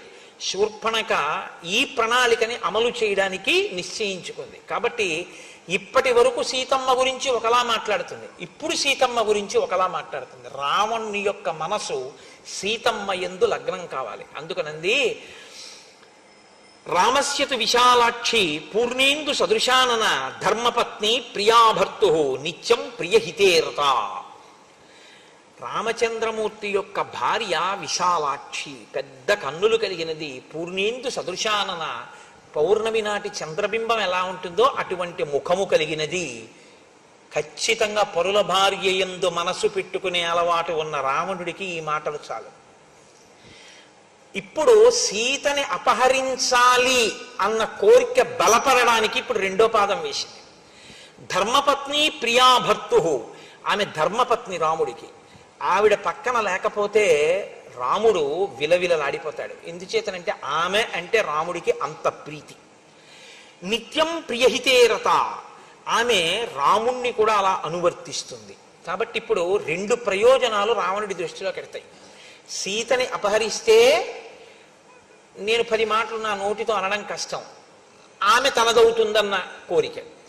2, ఆమె లేక రాముడు చాలా క్షోభపడిపోతాడు. తను ఎదురుగుండా నిలబడి యుద్ధం చేసి బాధ పెట్టలేకపోయినా ఏకకాలమునందు అందగత్తె అయిన సీతని తాను తెచ్చుకోవడం, తనకి శత్రువైనటువంటి రామచంద్రమూర్తికి మనస్థిమితం లేకుండా చేసి ఆయన నీరసపడిపోయేటట్టుగా చెయ్యగలగడం. అంత ప్రియమైన భార్య కనపడకపోతే, ఆ భార్య రాక్షసుడి చేత అపహరింపబడితే ఆయనకి వెంటనే అశాంతి కలుగుతుంది కదండి. అశాంతి చేత ఏమవుతుంది? చెయ్యవలసినటువంటి ధర్మబద్ధమైన అనుష్ఠానము నశించిపోతుంది. అనుష్ఠానము నశిస్తే తేజస్సు నశిస్తుంది. తేజస్సు నశిస్తే తాను అవతల వాడిని పడగొట్టడానికి అవకాశం కలుగుతుంది. కాబట్టి ఇప్పుడు రావణుడి మనస్సులో తీసుకునేటటువంటి నిర్ణయం ఎటువంటిదై ఉండాలో అటువంటి నిర్ణయం రావణుడి నోటి వెంట పైకి వచ్చేటట్టు శూర్పణఖ వృత్తాంతాన్ని మార్చి అక్కడ ప్రకటిస్తోంది రావణుడి దగ్గర. అంటే తన పగకి అనుగుణంగా అవతల వాణ్ణి పనిముట్టుగా వాడుకోవడానికి ఎంత బాగా మాట్లాడగలదో శూర్పణఖ మీరు గమనించవలసి ఉంటుంది. ఇది బాగా అన్న మాట పనికొచ్చే బాగా, పనికిరాని బాగా అన్నది కూడా చూసుకోవలసి ఉంటుంది మాట విషయంలో. కాబట్టి సా సుకేశీ సునాసోరు సురూపాచ యశస్విని దేవతేవ వనస్యాస్య రాజతే శ్రీరివాపర. ఆమె చాలా అందగత్తె, చాలా విశేషమైనటువంటి నల్లని కురులు కలిగినటువంటిది, అందమైనటువంటి రూపమున్నది, కీర్తి కలిగినటువంటిది. ఆమె వనములో తిరుగుతుంటే వనదేవత అనిపిస్తుంది. సాక్షాత్ శ్రీ మహాలక్ష్మిలా ఉంటుంది. తప్త కాంచన వర్ణాభ, కాల్చిన బంగారు కాంతితో ఉంటుంది. తాం అగ్నివర్ణాం తపసాజ్వలంతీం వైరోచనీం కర్మ ఫలేషు జుష్టాం అన్నట్టు రక్తతుంగ నఖీశుభ, ఎర్రని ఎత్తు కలిగినటువంటి ఎత్తైన గోళ్లతో ఉంటుంది. సీతానామవరోహ వైదేహి తను మధ్యమ, సన్నని నడుము కలిగినటువంటి విదేహరాజపుత్రి అయినటువంటి ఆమె పేరు, అందమైన ముఖమున్న ఆ తల్లి పేరు సీత. నైవ దేవీ నగంధర్వీ నయక్షీ నచకిన్నరీ నైవం రూపా మయా నారీ దృష్టపూర్వా మహీతలే. అటువంటి అందగత్తెని నేను ఇత పూర్వం గంధర్వులలో కాని, యక్షులలో కాని, కిన్నెరులలో కాని, ఎక్కడ భూలోకంలో ఉన్నటువంటి నరకాంతలలో కాని నేను చూసి ఎరగను. ఈ మాట అన్న తర్వాత రావణ బుద్ధి ఇంకోలా ఉండే అవకాశం ఉంటుందా అంటే, ఇంత స్తోత్రం దేనికంటే సీతమ్మ తల్లి ఎందున్న ప్రీతి చేత కాదు, సీతమ్మ తల్లిని ఖేద పెట్టడానికి ఇప్పుడు ఆవిడ అందాన్ని పొగుడుతోంది. ఇప్పటి వరకు ఏమంది? కరాళ అసతి అంది. ఇప్పుడు ఆవిడ అందాన్ని పొగుడుతోంది. అంటే తనకి ఎప్పుడు అనుకూలమో అప్పుడు అలా మాట్లాడుతుంది. యస్య సీతా భవేద్ భార్య యం చ హృష్టా పరిష్వజేత్ అతి జీవేత్ స సర్వేషు లోకేష్యపి పురందరాత్. సీతమ్మ ప్రియమార ఎవరిని కౌగిలించుకుంటుందో వాడు ఇంద్రుడి కన్నా గొప్పవాడు. అటువంటి పురుషుడు ఎంత అదృష్టవంతుడో ఊహించడానికి శక్యం కాదు. అంటే ఈయన మనస్సుని ఆవిడ వైపు ప్రవేశపెడుతోంది. సా సుశీల వపుశిలాఘ్య రూపేణ ప్రతిమాభువి తవానురూపా భార్యా స్యాత్ త్వం చ తస్యాస్తథాపతి. ఆమె చక్కని శీలవతి, సౌందర్యము కలిగినది, ఆమె రూపము సాటి లేనిది, నీకు భార్య కాదగినది, ఆమెకు నీవే భర్త కాదగిన వాడవు. ఇది ఇంతకన్నా అర్ధరహితమైన మాట ఇంకోటి ఉంటుందండి. ఆవిడ వివాహిత, ఆవిడికి భర్త ఉన్నాడు. ఆమెకి నీవే భర్త కాదగిన వాడివి అంటే అసలు నీ పక్కన కూర్చోవలసిన ఆవిడ్ని రామచంద్రమూర్తి తన పక్కన కూర్చోబెట్టుకుంటున్నాడు. ఇది అతని అసూయకి ఇంకొక కారణం. ఇప్పుడు ఇంకొంచెం ఆజ్యం పోసింది. వెళ్ళి ఓడించి తీసుకురాలేడు. ఆ చేతకానితనం కూడా, అంటే తొందరపడి రాముడి ముందుకు ఎడతాడేమో ఆవిడకు అనుమానం ఉంది. ఎందుకంటే 14,000 మంది చచ్చిపోవడం ఆవిడ చూసింది. గబుక్కుని రావణుడికి ఏమైపోతే ఆవిడ పగ తీరేది ఎలాగ? ఇంకా పగ తీరాలంటే ఇప్పుడు ఆవిడ ప్రణాళిక మార్చింది. రాముడి మీదకి యుద్ధానికి పంపితే ఇక నా పగ తీరదు. ఆవిడకి అనుమానం వచ్చింది రాముడి చేతిలో నిలబడడం కష్టమని. కాబట్టి సీతమ్మను అపహరిస్తే పోతుంది. కాబట్టి ఇప్పుడు దానికి అనుగుణంగా అలా జరిగేటట్టుగా మాట్లాడుతోంది. కురుప్రియం తథా తేషాం రక్షసాం రాక్షసేశ్వర వధాత్ తస్య నృశంసస్య రామస్యాశ్రమవాసినః. నీవు సీతాపహరణం చేసి రాక్షసులకందరికీ కూడా ఉపకారం చెయ్యాలి. ఎందుచేతనంటే చనిపోయినటువంటి రాక్షసులందరూ కూడా శాంతి పొందాలి అంటే రాముడు అశాంతి పొందేటట్టు చేయాలి. రాముడు అశాంతి పొందాలి అంటే రాముని యొక్క ప్రియ భార్య అయినటువంటి సీతని నువ్వు అపహరించాలి. ఈ మాటలు చెప్పిన తర్వాత మంత్రులు ఎంత గొప్పవాళ్ళో, ఆయన మంత్రులందరితోటి ఒకసారి సమావేశం పెట్టి ఆవిడ ఒక చాలా చమత్కారమైనటువంటి మాట ఒకటి చెప్పింది. అసలు నేను ఆ సీతని నీకు భార్యని చేద్దామనే తీసుకొచ్చే ప్రయత్నం చేశాను. ఆ లక్ష్మణుడు ఉన్నాడే, నేను సీతమ్మని నీకు భార్యగా చేద్దాం, నీకు తగింది కదా రాముడికి ఎందుకని తీసుకొస్తుంటే నా ముక్కు చెవులు కోసేశాడు. అదే యథార్థం కాదు. అంటే తన ముక్కు చెవులు కొయ్యడం అన్న విషయాన్ని రావణుడు అడిగేంత వరకు దాచినా దాగని దాన్ని ప్రస్తావించకుండా అడిగిన తరువాత సానుభూతి రావణుడికి కలిగేటట్టుగా ఆ జరిగిన కథని తిప్పింది. చూసావా పాపం ఎంత ప్రీతో మా చెల్లెలకి, ఎంత ప్రీతో అనుకోవడానికి కారణం ఒకటి ఉందండి. ఎందుకంటే శూర్పణఖ భర్త విద్యుజిహ్వుడు అన్న ఆయన్ని శత్రు సైన్యం అనుకుని గబుక్కుని రావణాసుడు చంపేశాడు ఆవిడ భర్తని. ఆవిడ భర్తని ఆవిడికి లోటే ఉంది. చూశాంగా ఎవరైనా అందంగా కనపడితే వెళ్ళి నాతో భోగించట్టుంటుంది. కాబట్టి నేను ఈవిడ భర్తని చంపేసిన ఈవిడ మాత్రం నాకు అనురూప అయినటువంటి భార్యను తీసుకురావడానికి ప్రయత్నిస్తూ పాపం ముక్కు చెవులు కూడా కోల్పోయింది అన్న సానుభూతి తన యందు కలిగితే తను చెప్పిన మాటలలో ఉన్నటువంటి డొల్లతనం ఏమైనా ఉంటే దాని వైపుకి ఇంకా రావణ దృష్టి వెళ్ళకూడదు. పైగా ఆయన దృష్టి ఇంకెక్కడికి ఎందుకు వెళ్ళదంటే ఆయన దృష్టి ఎక్కడికి వెళ్ళాలో అక్కడికి వెళ్ళిపోవాలంటే ఓ ఆడది అందంగా ఉందని చెప్తే తాలడిపోతుందంటే ఆయన దృష్టి. అంత ధర్మాత్ముడు, అంత గొప్ప మనసున్నవాడు, చిలితమైనటువంటి మనసున్నవాడు, కదిలిపోతుంది ఆ మనసు తొందరగా. కాబట్టి అటువంటి వాడు కాబట్టి ఆమె ఇటువంటి బోధ చేసింది. ఇప్పుడు ఆయన మంత్రులతో మాట్లాడాడు.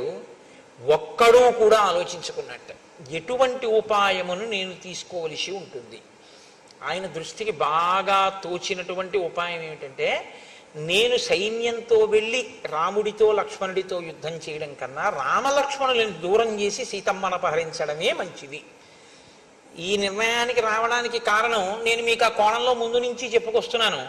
శూర్పణఖ యొక్క ప్రసంగము తాత్పర్యం అదే. అలా రావణుడు చెయ్యాలన్నదే ఆవిడ కోరిక. కాబట్టి ఇప్పుడు రావణుడు వెళ్ళడం వల్ల శూర్పణఖ యొక్క ప్రతిజ్ఞ, శూర్పణఖ యొక్క మనస్సు తీరుతుంది. కాంచనం రథమాస్థాయ కామగం రత్నభూషితం పిశాచవదనైర్యుక్తం ఖరై కాంచనభూషణై మేఘ ప్రతిమనాదేన సతేన ధనదానుజ రాక్షసాధిపతి శ్రీమాన్ యయౌ నద నదీపతి. ఆయన వెంటనే వాహనశాలలోకి వెళ్ళాడు. అక్కడ ఉండేటటువంటి ఆ సారథిని పిలిచి నాకు ఒక ఉత్తమమైన రథాన్ని పూంచు అన్నాడు. అగ్నిహోత్రపు తేజస్సు ఎలా ఉంటుందో, చంద్రమండల సన్నిభమైన గొడుగు ఎలా ఉంటుందో అటువంటి గొడుగుతో ఉండి అలంకరింపబడి రత్నములు పొదగబడిన ఒక రథాన్ని తీసుకొచ్చి అక్కడ పెట్టాడు. దానికి గాడిదలు కట్టబడి ఉన్నాయి. ఆ గాడిదల ముఖాలు మళ్ళీ పిశాచం ముఖాలతో ఉన్నాయిటవి. అటువంటి రథాన్ని అధిరోహించాడు. నదీనదముల యొక్క భర్తని చూస్తూ వెడుతున్నట్ట. నదీనదముల యొక్క భర్త అంటే సముద్రుడు. నది తూర్పు ముఖంగా ప్రవహిస్తుంది, నదము పశ్చిమ ముఖంగా ప్రవహించి సముద్రంలో కలిసిపోతుంది. కాబట్టి ఇప్పుడు ఆ సముద్రాన్ని చూస్తూ ఆ రథం మీద వెళ్ళిపోతున్నాడు. వెళ్ళిపోతూ కింద ఉన్నటువంటి ఆశ్రమాలని వాటిని అన్నింటినీ చూస్తున్నాడు. ఆయన అలా ఉత్తర దిక్కుగా ప్రయాణం చేసి వెడుతున్నప్పుడు అందులో కింద చూడవలసినటువంటి ఆశ్రమాలు, వనాలు, మృగాలు మొదలైనవి కనపడుతుంటాయి. సంతోషిస్తున్నాడు, ఆలోచిస్తున్నాడు. మహర్షి అక్కడ ప్రతిపాదించి చూడదగినదిగా చెప్పబడిన చాలా గొప్ప విషయం ఒకటి ఉంది. అది ఒకానొకప్పుడు గరుత్మంతుడు గజకచ్చపములు అని ఒక ఏనుగు, ఒక తాబేలు, అవి నిరంతరం పోరాటం చేసుకునే మహాభారతంలో దాని గురించి విశేషంగా ప్రస్తావన ఉంది. ఆ గజకచ్చపములను తినేయమన్నారు గరుత్మంతుడి ఆకలి తీరాలంటే. ఈయన వెళ్ళి వాటి రెండింటినీ కూడా తన కాళ్లతో పట్టుకుని తీసుకొచ్చి ఒక పెద్ద చెట్టు 100 యోజనముల వరకు పెరిగినటువంటి శాఖలు కలిగిన ఒక మర్రి చెట్టు కొమ్మ మీద పెట్టుకున్నాడు. పెట్టుకుంటే ఆ కొమ్మ పెళపెళ విరిగిపోయింది వాటి బరువుకి. ఆ కింద మునులు తపస్సు చేసుకుంటున్నారు. ఆ కొమ్మ వాళ్ళ మీద పడిపోతుందేమోనని ఆయన ఏం చేశారంటే ఒక కాలితో గజకచ్చపాలని పట్టుకుని ఒక కాలితో ఈ కొమ్మని పట్టుకుని సముద్రం మీద ఎగిరిపోయాడు. అలా ఎగిరిపోతూ ఆయన ఆ గజకచ్చపాలు రెండింటినీ తినేశాడు. ఆ ఏనుగుని ఆ తాబేల్ని తినేసి ఇప్పుడు ఈ కొమ్మతో ఆయన ఒక పని చేసేట. ఒక కిరాత గ్రామంలో మునులను వేధించేటటువంటి వాళ్ళు కొంతమంది ఉన్నారట. ప్రహర్షమతులం లేభే మోక్షయిత్వా మహామునీన్. వాళ్ళని ఆ చెట్టు కొమ్మతో బాది సంహరించి ఈ మునులను కాపాడట. ఆ చెట్టు ఎక్కడుందో ఆ చెట్టు కొమ్మ విరిగిపోగా మిగిలినటువంటి చెట్టు 100 యోజనముల విస్తీర్ణము కలిగినటువంటి ఒక పెద్ద మర్రి చెట్టు. దాని కింద మునిగణములన్నీ కూర్చుని తపస్సు చేస్తూ ఉంటారు. ఆంధ్రదేశంలో ఇలాంటి చెట్టు ఒకటి కర్నూలు జిల్లాలో అనుకుంటా చాలా పెద్దది ఉంది అని ఆ చెట్టుని చూడ్డానికి వెడుతుంటారు. నమో వృక్షేభ్యో హరికేశాయోపవీతినే పుష్టానాం పతయే నమో నమో అని కదా. చాలా కొన్ని కిలోమీటర్ల దూరం వరకు దాని కొమ్మలు వ్యాపించి ఉంటాయి అంటారు. అలా అటువంటి వృక్షరాజములు ఇప్పుడే ఉన్నాయి అంటే ఆ కాలంలో ఇంకా పెద్ద ఉండేవన్నమాట. తం మహర్షి గణైర్జుష్టం సుపర్ణకృత లక్షణం నామ్యాం సుభద్రం యగ్రోధం దదర్శ ధనదానుజ.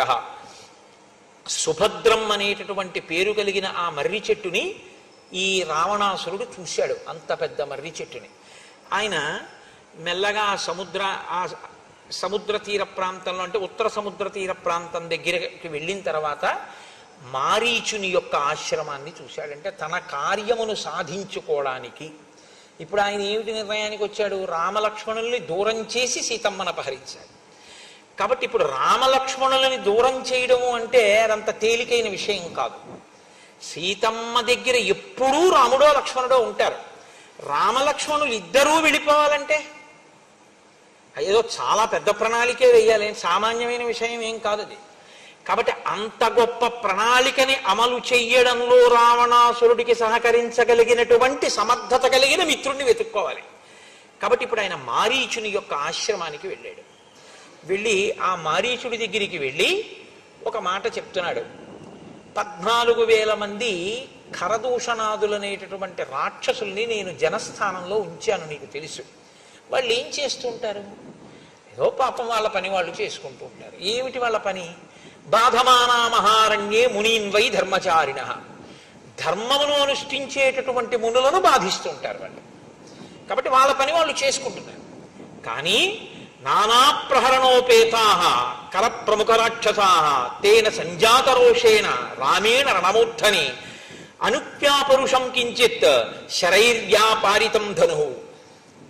అటువంటి ఖరదూషణాదుల్ని, వాళ్ళ పని వాళ్ళు చేసుకుంటున్న వాళ్ళని, మునుల్ని బాధ పెడుతున్న వాళ్ళని రాముడు ఒక్క మాట వ్యగ్రతతో ఏమీ అనకుండా యుద్ధానికి వెళ్ళారు అని 14,000 మందిని చంపేశాడంతే, ధనస్సుకు బాణాలు సంధించి. అంత కోపం అదే ప్రవర్తించవలసిన పని అంటూ పిత్రానిరస్త, తండ్రి చేత ఇంటి నుంచి వెళ్ళగొట్టబడ్డాడు రాముడు. అంత దురాత్ముడు కాబట్టి. క్రుద్ధేన, విపరీతమైన కోపం ఉన్నవాడు. సభార్య, భార్యతో ఉన్నవాడు. క్షీణ జీవిత, ఇలాంటి వాడు కాబట్టే వాళ్ళ జోలికి వెళ్ళాడు కాబట్టి అయిపోయింది ఇంకా ఆయన జీవితం. సహంతా తస్య సైన్యస్య రామ క్షత్రియ పాంసన.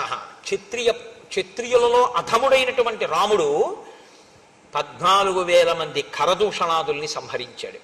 దుశ్శీల కర్కశస్తీక్ష్ణో మూర్ఖో లుబ్ధో అజితేంద్రియ త్యక్తధర్మో అధర్మాత్మ భూతానాం అహితేరత.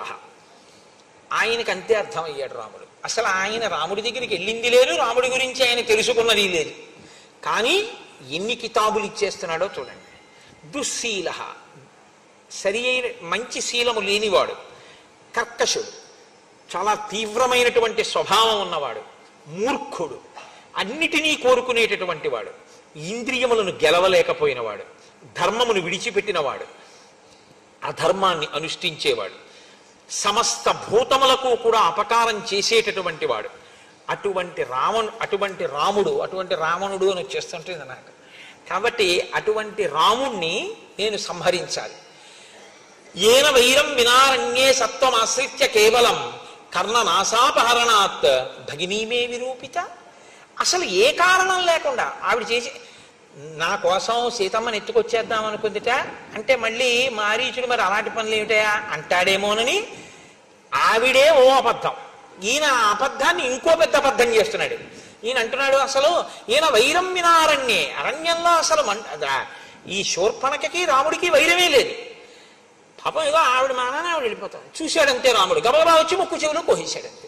ఎందుకు కోసేశాడో తెలియదు, విరూపం చేసేశాడు నా చెల్లెల్ని. కాబట్టి తస్య భార్యాం జనస్థానాత్ సీతాం సురసుతోపమాం అనయిష్యామి విక్రమ్య సహాయస్తత్రమే భవ. కాబట్టి నేనిప్పుడు జనస్థానంలో ఉన్నటువంటి రాముని భార్య అయిన సీతమ్మని అపహరించి తేవాలి అని అనుకుంటున్నాను. సీతమ్మని అపహరించడం ఎందుకు అంటావా? సీతమ్మని అపహరించి తీసుకొస్తే ఆయన ప్రియ భార్య కనుక రాముడు శుష్కించిపోతాడు. శుష్కించిపోయిన రాముడి మీద నేను ప్రతీకారం తీర్చుకోవడం తేలికవుతుంది. అంటే ఇన్ అదర్ వర్డ్స్ అంటారు చూసారా, అలా ఇంకొక మాటగా చెప్పాలి అంటే ఇప్పుడున్న పరిస్థితుల్లో రాముణ్ణి నేను ఎదుర్కోలేను. తన పిరికితనాన్ని కూడా బయట పెట్టుకున్నాడనే చెప్పవలసి ఉంటుంది. కాబట్టి నువ్వేం చెయ్యాలి? నువ్వు తప్ప నాకిప్పుడు ఉపకారం చెయ్యగలిగినటువంటి మిత్రుడు కనపట్టలేదు. సవర్ణస్తం మృగో భూత్వా చిత్రో రజిత బిందుభిః ఆశ్రమే తస్య రామస్య సీతాయాః ప్రముఖే చర త్వాంతు నిస్సంశయం సీత దృష్ట్వాతు మృగరూపిణం గృహ్యతామితి భర్తారం లక్ష్మణంచాభిదాస్యసి. నీవు బంగారు చుక్కలు కలిగినటువంటి ఒక జింక వేషంలో అక్కడ తిరగాలి. అపురూపమైనటువంటి నీ రూపాన్ని చూసి, ఆశ్రమంలో విహరిస్తున్నటువంటి నీ రూపాన్ని చూసి ఆకర్షితురాలైన సీత నువ్వు కావాలి అని కోరుకుంటుంది. నిన్ను వేటాడడం కోసం రాముడు దూరంగా వెడతాడు. రాముడు దూరంగా వెళ్ళినటువంటి అవకాశాన్ని వినియోగించుకొని, ఇంకా ఇక్కడ చెప్పలేదు మారీచుడు ఏమనాలో, అప్పుడు నేను సీతని అపహరించగలుగుతాను. అపహరించి నేను సీతని తీసుకొస్తాను. త్వాంతు నిస్సంశయం సీత దృష్ట్వాతు మృగరూపిణం గృహ్యతామితి భర్తారం లక్ష్మణంచాభిదాస్యసి. అలా నేను సీతమ్మని అపహరించేటప్పుడు నిరాబాదో హరిష్యామి రాహుశ్చంద్ర ప్రభామివ, నేను ఏమీ ఇబ్బంది లేకుండా సీతమ్మని అపహరించి తీసుకొచ్చేస్తాను. ఎందుకంటే ఇబ్బంది లేకుండా అంటే రామలక్ష్మణులు అక్కడ ఉండరు కాబట్టి. అది ఎలా తీసుకొస్తానని ఆయన నోటి వెంట పడిపోయిందంటే మాట, రాహువు చంద్రుణ్ణి కబళించినట్టు. చంద్రగ్రహణంలో రాహువు కబళిస్తాడు, కానీ చంద్రగ్రహణం ఉంటుందా? చంద్రుడు మళ్ళీ బయటికి వచ్చేస్తాడు, రాహువు పోతాడు. రాహువు ఎప్పుడు పాపగ్రహం కిందే కదా. కాబట్టి సీతమ్మ నేను తీసుకెళ్ళినా మళ్ళీ సీతమ్మ రాముణ్ణి చేరిపోతుంది అన్న మాట రావణుడి నోటి వెంట చెప్పకనే చెప్పేశాడు ఆ రోజున. కాబట్టి రాహువు చంద్రుణ్ణి గ్రసించినట్లు నేను గ్రసిస్తాను అంటే ఈ మాట విన్నట్ట మారీచుడు. తస్య రామ కథాం శ్రుత్వా మారీచస్య మహాత్మనః శుష్కం సమభవద్వక్త్రం పరిత్రస్తో బభూవః. ఇక్కడ మహర్షి చాలా అందమైనటువంటి మాట ఒకటి ప్రయోగం చేశారు. తస్య రామ కథాం శ్రుత్వా, రాముడి గురించి ఈ రావణుడు చెప్పినటువంటి మాటలు విన్నారట. ఎవరు?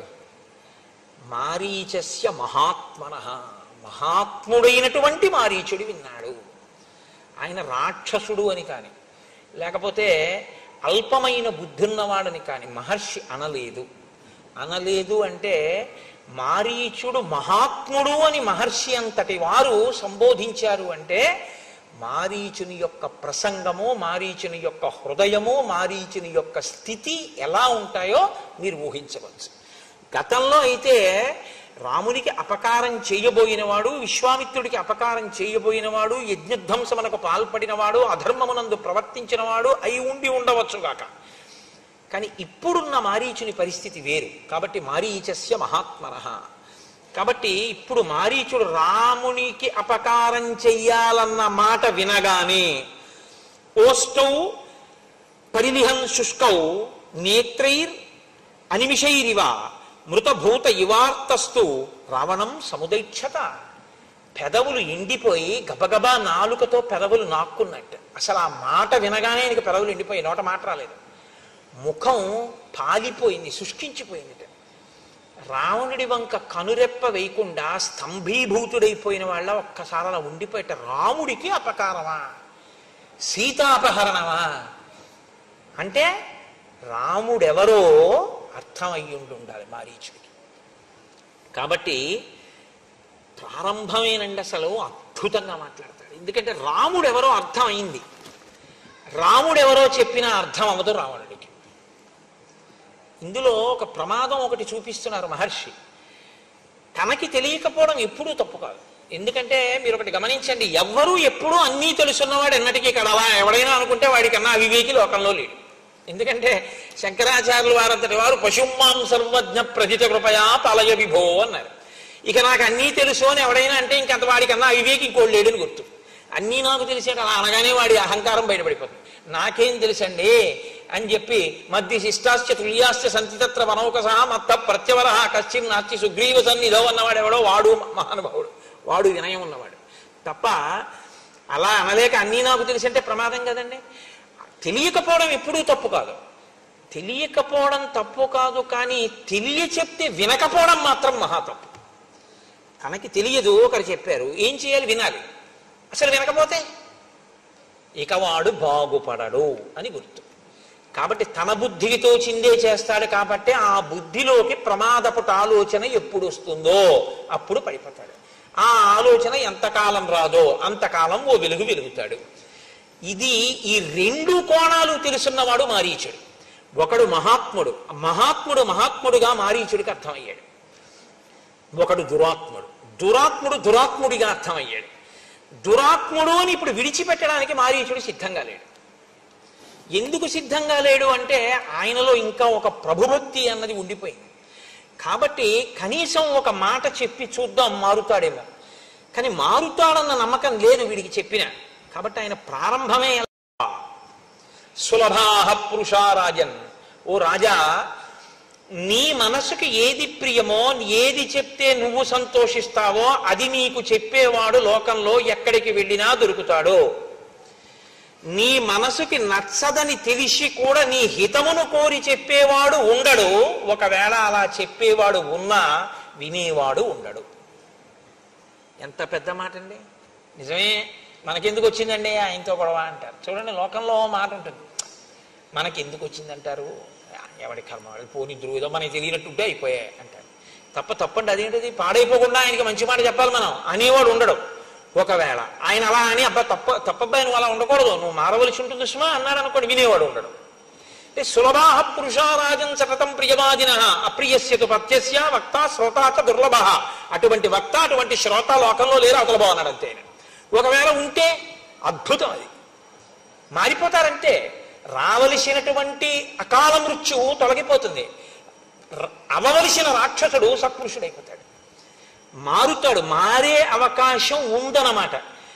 అసలు నేను విన్నంటే అన్నీ విన్నా ఆ చెప్పొచ్చావులేవా అన్నాడు అనుకోండి, ఇంకెందుకు పనికి వచ్చినట్లు. ఇది మొట్టమొదటి శ్లోకంలో చెప్తున్నాడు. ఈ శ్లోకం నేను ఇంకా ఎంత నెత్తి కొట్టుకు చెప్పాలో నాకు అర్థం కాదు, కానీ ఈ శ్లోకం జీర్ణమైతే మన పరిస్థితి వేరు.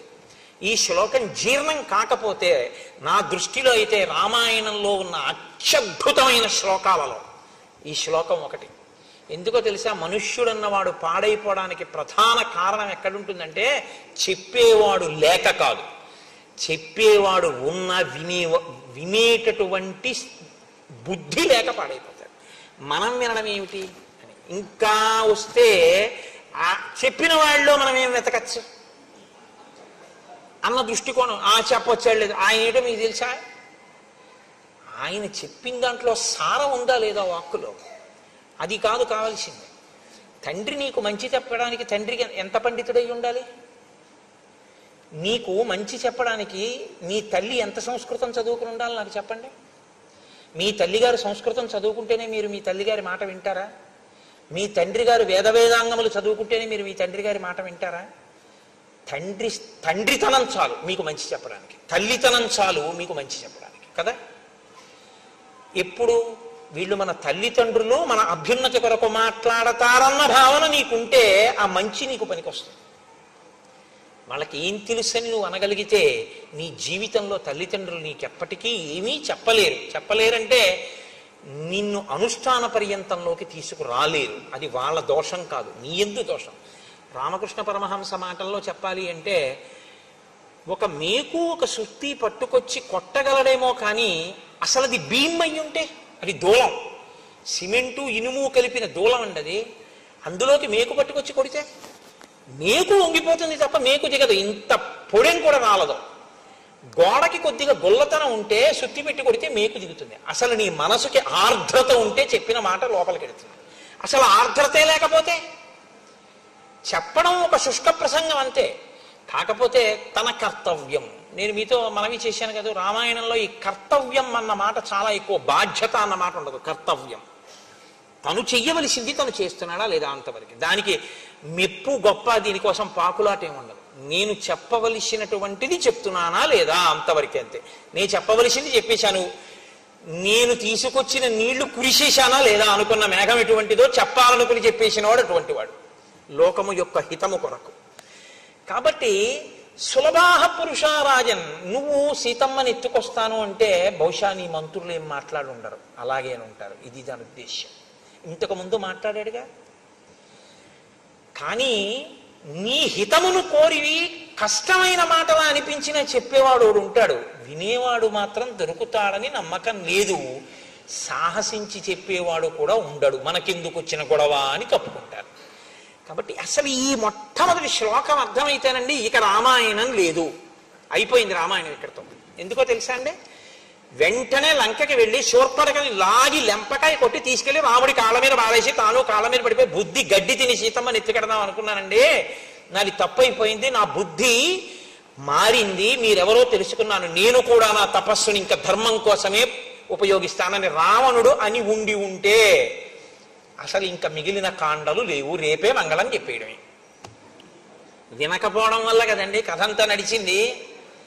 వినకపోతే ఎంతమంది పాడవుతారో కూడా చెప్తాడు మారీచుడు. ఒక్క స్థానంలో ఉన్నవాడు వాడు కూర్చున్న స్థానాన్ని బట్టి వినకపోవడం అన్న ఫలితం ఉంటుంది. వాడు ఒక సామాన్య వ్యక్తి అనుకోండి, అక్కడి వరకే పోతుంది. ఇంటి యజమాని అనుకోండి, ఇల్లు పోతుంది. ఆయన ఒక కార్యాలయంలో అధికారి అనుకోండి, ఆఫీస్ పోతుంది. ఆయన ఒక దేశాధినేత అనుకోండి, ఆ దేశమే నశించిపోతుంది పుత్రమిత్ర కలత్రాదులతో ససైన్యంగా. నువ్వు మాట బాగా వినాలి, ఎందుకంటే నువ్వు చాలా పెద్ద స్థానంలో ఉన్నావు. నువ్వు వినకపోవడం నీతో పోదు, నీతో ఉన్న వాళ్ళందరూ పోతారంటాడు మారీచుడు.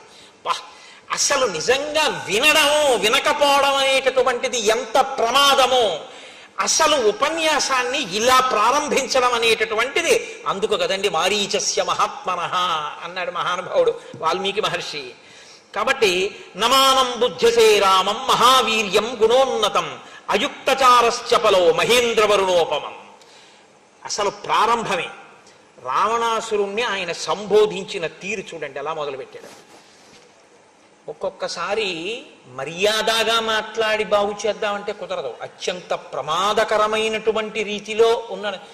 ఏదో కొద్దిగా ఒళ్ళు వేడిగా ఉందనుకోండి, పోన్లే ఇవాళ చూద్దాం రేపు పెడదాం హాస్పిటల్ కంటే పర్వాలేదు. వాంతులు విరేచనాలు కూడా అవుతున్నాయి అనుకోండి, ఓ గంట పెడదామంటే పర్వాలేదు. ఊపిరి అందకపోతే వెళ్ళిపోవాలంతే వెంటనే. అప్పుడు ఇంకా కారు ఉంటే కారు, బండి ఉంటే బండి, మోటార్ సైకిల్ ఉంటే మోటార్ సైకిల్, ఏమీ లేకపోతే భుజం మీద వేసి పట్టుకుపోవాలంతే తప్ప కరెంట్ లేదండి, లిఫ్ట్ లేదండి, ఇప్పుడు ఎలా దింపుతామండి, అందులో చూద్దామండి, అరగంట పోయా కరెంట్ వస్తుంది అంటారా? ఈడి చేయాలి కిందకు అవసరమైతే, పట్టుకుపోవాలంతే. అప్పుడు ఇక గౌరవం అన్న మాటతో సంబంధం లేదు. మనిషి చాలా ప్రమాదపుట ఆలోచనతో ఉన్నాడు. భజ గోవిందం భజ గోవిందం గోవిందం భజ మూఢమతే అన్నారంతే శంకర భగవత్పాదులు. అవసరాన్ని బట్టి సంబోధన అలా ఉంటుంది, ఆ పరిస్థితిని బట్టి అలా మాట్లాడవలసి ఉంటుంది. మనం మాట్లాడటల్లా పిల్లల విషయంలో ఆ పరిస్థితి యొక్క వ్యగ్రతని బట్టి సంబోధన ఉంటుంది. ఇది తెలుసున్నవాడు మహానుభావుడు. అందుకని ఎలా సంబోధించాడు అంటే అయుక్తచార చపలో, ఒరే నీకు చారులు లేరు. చారులంటే గూఢచారులు. అసలు విషయం ఏమిటి అని చెప్పేవాడు నీకు లేడు. అసలు ఉన్న విషయాన్ని ఉన్నట్టు చెప్తే వినగలిగినటువంటి ఓపిక నీకు లేదు. నువ్వు ఏడుస్తావు, నీకన్నా ఎవడైనా బలవంతుడు ఉన్నాడు, మంచివాడు ఉన్నాడంటే నువ్వు వినవు. చెప్పలో నీ బుద్ధి ఎప్పుడు కదిలిపోతుంది, నీ మనసు స్థిరమైంది కాదు. ఈ రెండిటితోటి సంబోధించాడు. రాజుగా అలా విఫలం, వ్యక్తిగా ఇలా విఫలం.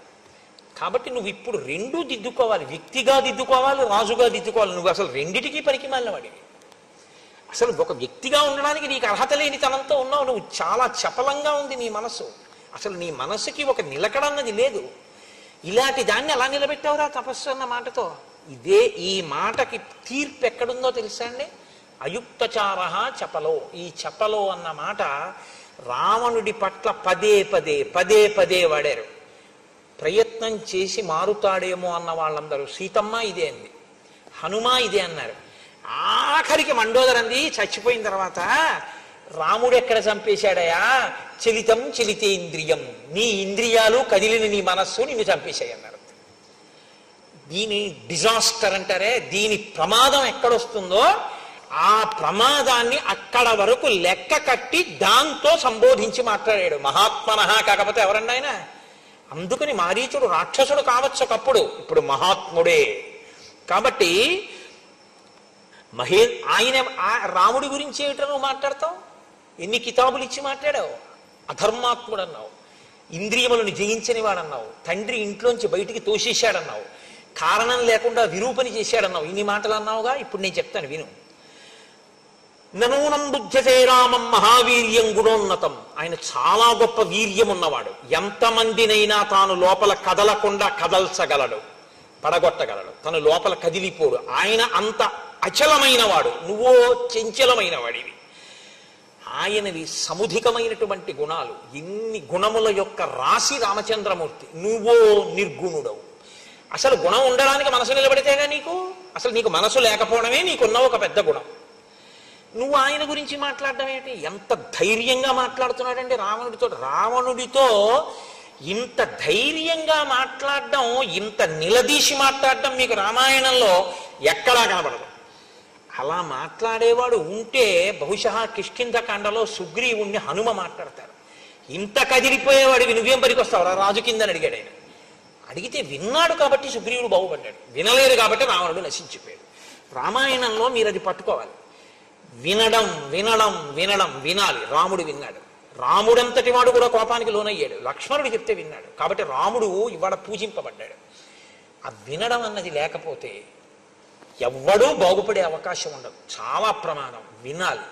కానీ మన దురదృష్టం ఏమైపోయిందంటే, ఎంతసేపు కూడా ఇవాళ లోకంలో చాలా గొప్ప విషయం ఏంటంటే, కమ్ వాట్ మే, ఇది ఎక్కడి నుంచి వచ్చిందో నాకు తెలియదు కానీ ఏదైనా జరగని నేను అనుకున్నది చేస్తాను, నేను అన్నదే అంటానంతే.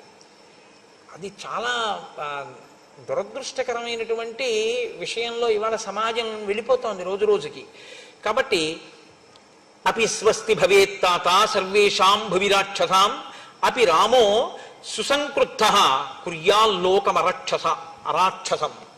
నువ్వు ఏమనుకుంటున్నావో రావణ నాకు తెలియదు, కానీ రాముడి యొక్క భార్య అయిన సీతమ్మని అపహరిస్తానని నువ్వు అంటున్నావు కదా. అసలు నిజంగా నువ్వు సీతమ్మని అపహరించడం మాట పక్కన పెట్టు. రాముడికి రాక్షసుల మీద కోపం అంటూ వస్తే ఈ లోకంలో ఇంకా రాక్షసుడు అన్నవాడు బతకడు. కాబట్టి ఇప్పుడు నువ్వేం చేస్తున్నావో తెలుసా? సీతమ్మని అపహరించడం మాట పక్కనెట్టు, ఈ ఆలోచన చేస్తున్నావని రాముడికి తెలిస్తే చాలు, రాక్షస జాతి మీద కోపం వస్తుంది. అసలు ఇక రాక్షస జాతి ఉండదు. అంత ప్రమాదపుట ఆలోచన చేసేవాడు. అపితే జీవితాంతాయ నోత్పన్నా జనకాత్మజ అపి సీతా నిమిత్తంచ నభవేద్ వ్యసనం మమ. ఇది అసలు నిన్ను చంపడానికే సీతమ్మ పుట్టిందా అని నాకు అనుమానంగా ఉంది అన్నాడు ఆయన. ఎంత అబ్బో ఎలా అనేసాడో అసలు ఆశ్చర్యంగా ఉంటుందండి. అందుకే కదండి ఆవిడ జననం. ఉద్ధిత అయోనిజగా పుట్టింది కదా తల్లి, భూమిని చీల్చుకుని. అవతార ప్రయోజనం అదే కదా. కాబట్టి అసలు నిన్ను చంపడానికే పుట్టిందా? నీతో పోతుందా? లంకంతా పోతుందేమో, నేను పోతానేమో నిన్ను ఆశ్రయించినందుకు, నీ వెనక ఉన్నందుకు నేను పోతానేమో. అసలు ఎవరో నీ దగ్గర చాలా స్నేహంగా ఉన్నట్లు ఉంటూ నిన్ను నాశనం చేసేవాళ్లే ఎవరో నీకు ఈ మాటలు చెప్పి ఉండాలి సీతాపహరణం చేయమని. నచ పిత్రాపరిత్యక్తో నామర్యాద కథంచన నలుబ్ధో నచ దుశ్శీలో నచ క్షత్రియ పంసన. చూడండి, ఒక్కొక్క చోట పాయింట్ టు పాయింట్ ఖండించారంటారే, మారీచ ప్రసంగం అలా ఉంటుంది. రావణుడు ఏవన్నాడో వాటన్నింటినీ ఏకసంతాగ్రాహి అయి అన్న ప్రతి మాటని ఖండిస్తాడు. నువ్వేమన్నావు? రాముణ్ణి తండ్రి ఇంట్లోంచి వెళ్ళగొట్టాడు అన్నావు. తప్పు. ఆయన అలా వెళ్ళగొట్టపడలేదు. ఆయన మర్యాద తెలియనివాడు కాడు, ఆయన లుబ్ధుడు కాడు, ఆయన అన్నిటినీ కోరేవాడు కాడు, ఆయన దుశ్శీలుడు కాడు, క్షత్రియుల ఎందు అధముడైనటువంటి వాడు అసలే కాడు. ఆయన నచ ధర్మ గుణైర్హీన కౌసల్యానందవర్ధన నతీక్ష్ణో నచ భూతానాం సర్వేషాం అహితేరత. భూతములకు అహితము చేసేటటువంటి వాడు, అపకారము చేసేటటువంటి వాడు అసలు కాడు, క్రోధమున్నవాడు కాడు, ధర్మగుణములు లేనివాడు కాడు. ఆయన అన్ని విధములుగాను యోగ్యుడు. వంచితం పితరం దృష్ట్వా కైకయ్యా సత్యవాదినం కరిష్యామీతి ధర్మాత్మా తాత ప్రవ్రజితో వనం కైకయ్యాః ప్రియకామార్థం పితుర్దశరథస్య చ హిత్వా రాజ్యంచ భోగాంశ్చ ప్రవిష్టో దండకాననం. రాముని తండ్రి అయిన దశరథ మహారాజు గారిని కైకమ్మ వరములనేటటువంటి మిషని అడ్డుపెట్టి వంచి ఆయన దగ్గర 2 వరములను పుచ్చుకుంటే ఇచ్చినటువంటి దశరథ మహారాజు గారు సత్యమునందు నిలబడితే తప్ప ఊర్ధలోకములు పొందలేడని తండ్రిని సత్యమునందు నిలబెట్టడం కోసం తనంత తానుగా పితృవాక్య పరిపాలకుడై 14 సంవత్సరముల అరణ్యవాసం చెయ్యడం కోసమని బయలుదేరి వచ్చినటువంటి మహాత్ముడు రాముడు. నువ్వు దాన్ని మార్చి చెప్తున్నావు, తండ్రి వెళ్ళగొట్టాడని. తండ్రి వెళ్ళగొట్టలేదు. అసలు ఇన్ని తెలిసి అలా మాట్లాడుతుంటే మారాలి, ఖచ్చితంగా మారే గుణం ఆయనకి లేదు. రామో విగ్రహవాన్ ధర్మ సాధు సత్యపరాక్రమ రాజా సర్వస్య లోకస్య దేవానాం అఘవానివ. రామో విగ్రహవాన్ ధర్మ, ధర్మాన్ని తీసుకొచ్చి ఒక చోట రాశీభూతంగా నిలబెట్టి ప్రాణం పోస్తే ఆ ధర్మం కదిలి వెడుతుంటే చూడాలి అనుకుంటే అదే రాముడు కదిలి వెడుతున్న ధర్మం. ధర్మానికి హాని చేద్దామనుకున్నవాడు బతికి పట్టకట్టడం. సాధువు, ఆయన సత్పురుషుడు. సత్యపరాక్రమ, ఆయన నిరంతరము సత్యమునే అనుష్ఠిస్తాడు కాబట్టి అదే ఆయన పరాక్రమం. కాబట్టి చెక్కు చెదరదది. రాజా సర్వస్య లోకస్య, రాముడు ఇక్కడ కాదు, ఈ రాజ్యానికి కాదు, సమస్త లోకములకు రాజు.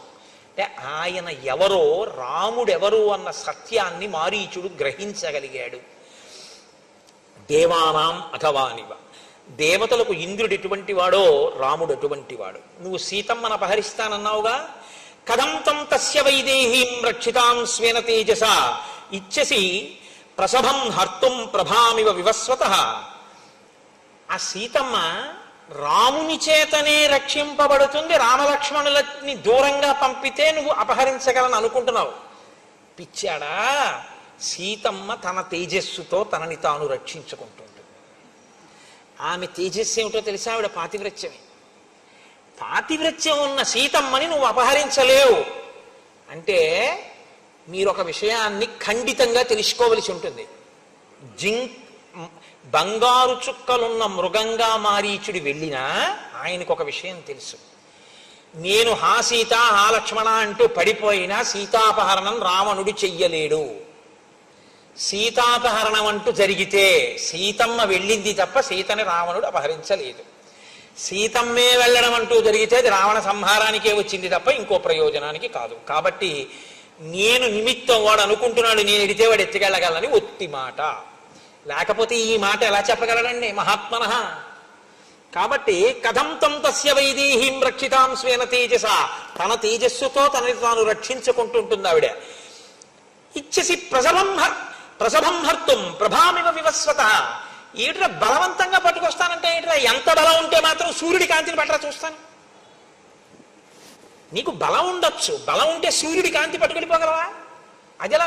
ఇప్పుడు మీకు బలం ఉందండి, ఒక ఉదాహరణ బాగా చెప్పాలంటే కోటేశ్వరారు మెళ్ళ రుద్రాక్షమాలు లాగేయచ్చు, కోటేశ్వరారు ఉత్తరీయం లాగేయచ్చు.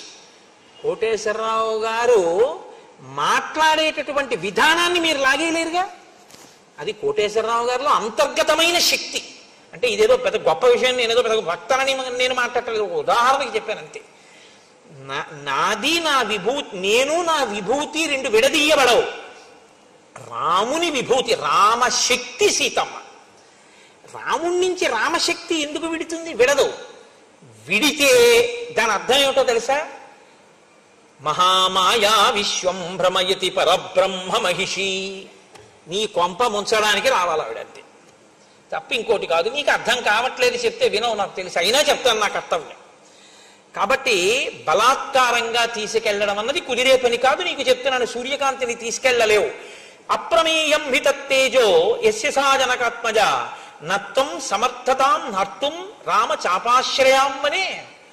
నీవు ఆ సీతమ్మని తీసుకెళ్ళిపోతా అంటున్నావు కదా. అప్రమేయం హి తత్తేజో, అసలు ఆవిడ యొక్క తేజస్సు, ఆవిడ రక్షించుకోగలిగిన సమర్థతే కాకుండా ఆవిడ తేజస్సుతో ఆవిడ ఏ పనులు చెయ్యగలదు అన్నదాన్ని ఊహించడం సాధ్యం కాదు.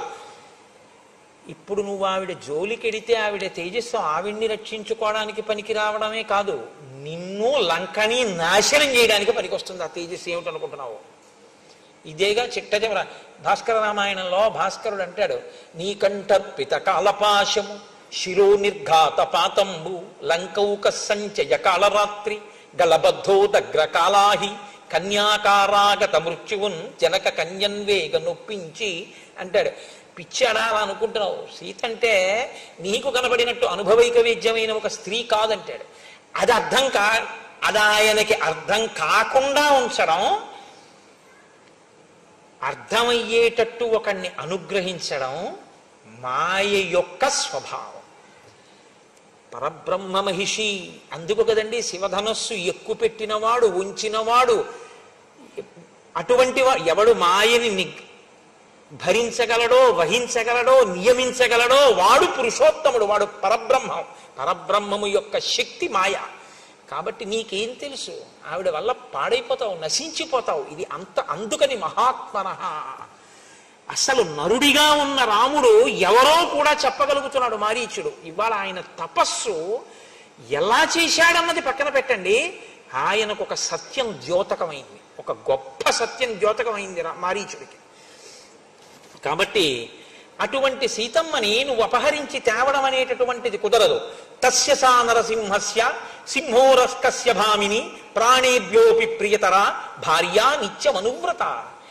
ఆమె పాతివ్రత్యం ఏమిటో తెలుసా? నరులయందు సింహము వంటి వాడు రాముడు. సింహము యొక్క వక్షస్థలం ఎలా ఉంటుందో అటువంటి వక్షస్థలం ఉన్నవాడు రాముడు.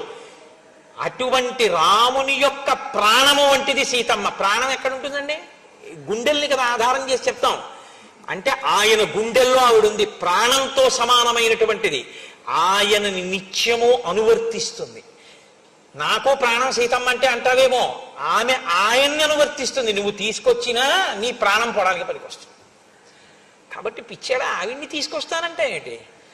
జీవితం చ సుఖం చైవ రాజ్యం చైవ సుదుర్లభం యదీచ్ఛసి చిరం భోక్తం మా కృధారామ విప్రియం.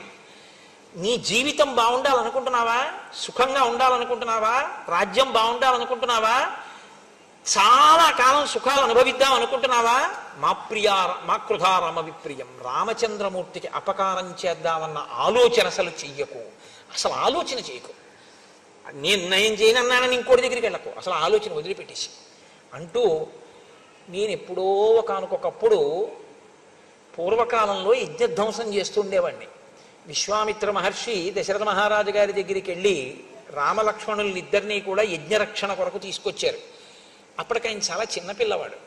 నేను విశ్వామిత్రుడు యాగం చేస్తుంటే ఆ యాగంలో తీసుకెళ్లి యాగభంగం చేయడం కోసమని వెయ్యకూడని పదార్థములు వేయడానికి దగ్గరగా వెళ్ళాను. పిల్లవాడే కదా, ఇతను ఏం చేస్తాడనుకున్నాను. అప్పటికి రాముడు ఎంతవాడో తెలుసా? రావణ అజాత వ్యంజన శ్రీమాన్ పద్మపత్ర నిభీక్షణ ఏకవస్త్రధరో ధన్వీ సిహీ కనకమాలయ. అజాత వ్యంజన శ్రీమాన్, ఇంకా పురుష లక్షణములు పుట్టనివాడు. అంటే ఇంకా మీసాలు కూడా రాలేదు ఆయనకి. పద్మపత్ర నిభీక్షణ, చక్కటి ఆ కనుదోయి కలిగినటువంటి వాడు. పద్మపత్రములు ఎలా ఉంటాయో అటువంటి నేత్రములు కలిగినటువంటి వాడు. ఏకవస్త్రధరో ధన్వి, బ్రహ్మచర్యమునకు అనుగుణంగా ఏకవస్త్రం కట్టుకునేటటువంటి వాడు. శిఖి, పిలక పెట్టుకుని ఉంటాడు. కనకమాలయ. అటువంటి రామచంద్రమూర్తి బాలచంద్రుడు వస్తే ఎలా ప్రకాశిస్తుందో దండకారణ్యం ఆయన వస్తే అలా ప్రకాశించింది. చిన్న పిల్లవాడు వస్తే శోభయం దండకారణ్యం దీప్తేన స్వేన తేజస అదృశ్యత తతో రామో బాలచంద్ర యువోదిత. బాలచంద్రుడి చేత ఆకాశము ప్రకాశించినట్టు దండకారణ్యమునకు వచ్చినటువంటి చిన్ని రాముని వలన అలా ప్రకాశించింది. నేను ఆ చిన్న రాముడు మన్నేం చేస్తాడని యజ్ఞభంగం చెయ్యబోయాను. ఆయన మానవాస్త్రం పెట్టి కొట్టాడు నన్ను. కొడితే 100 యోజనముల సముద్రం యువతలకొచ్చి నేను సముద్రంలో పడిపోయాను. నా అదృష్టం కొద్దీ ప్రాణాలు పోలేదు, బతికాను. అప్పటి నుంచి నాకు రాముడంటే చాలా భయం. అంత చిన్న పిల్లాడు కొట్టాడు నన్ను మానవాస్త్రం పెట్టి 100 యోజనముల దూరం వెళ్ళి పడేటట్టు.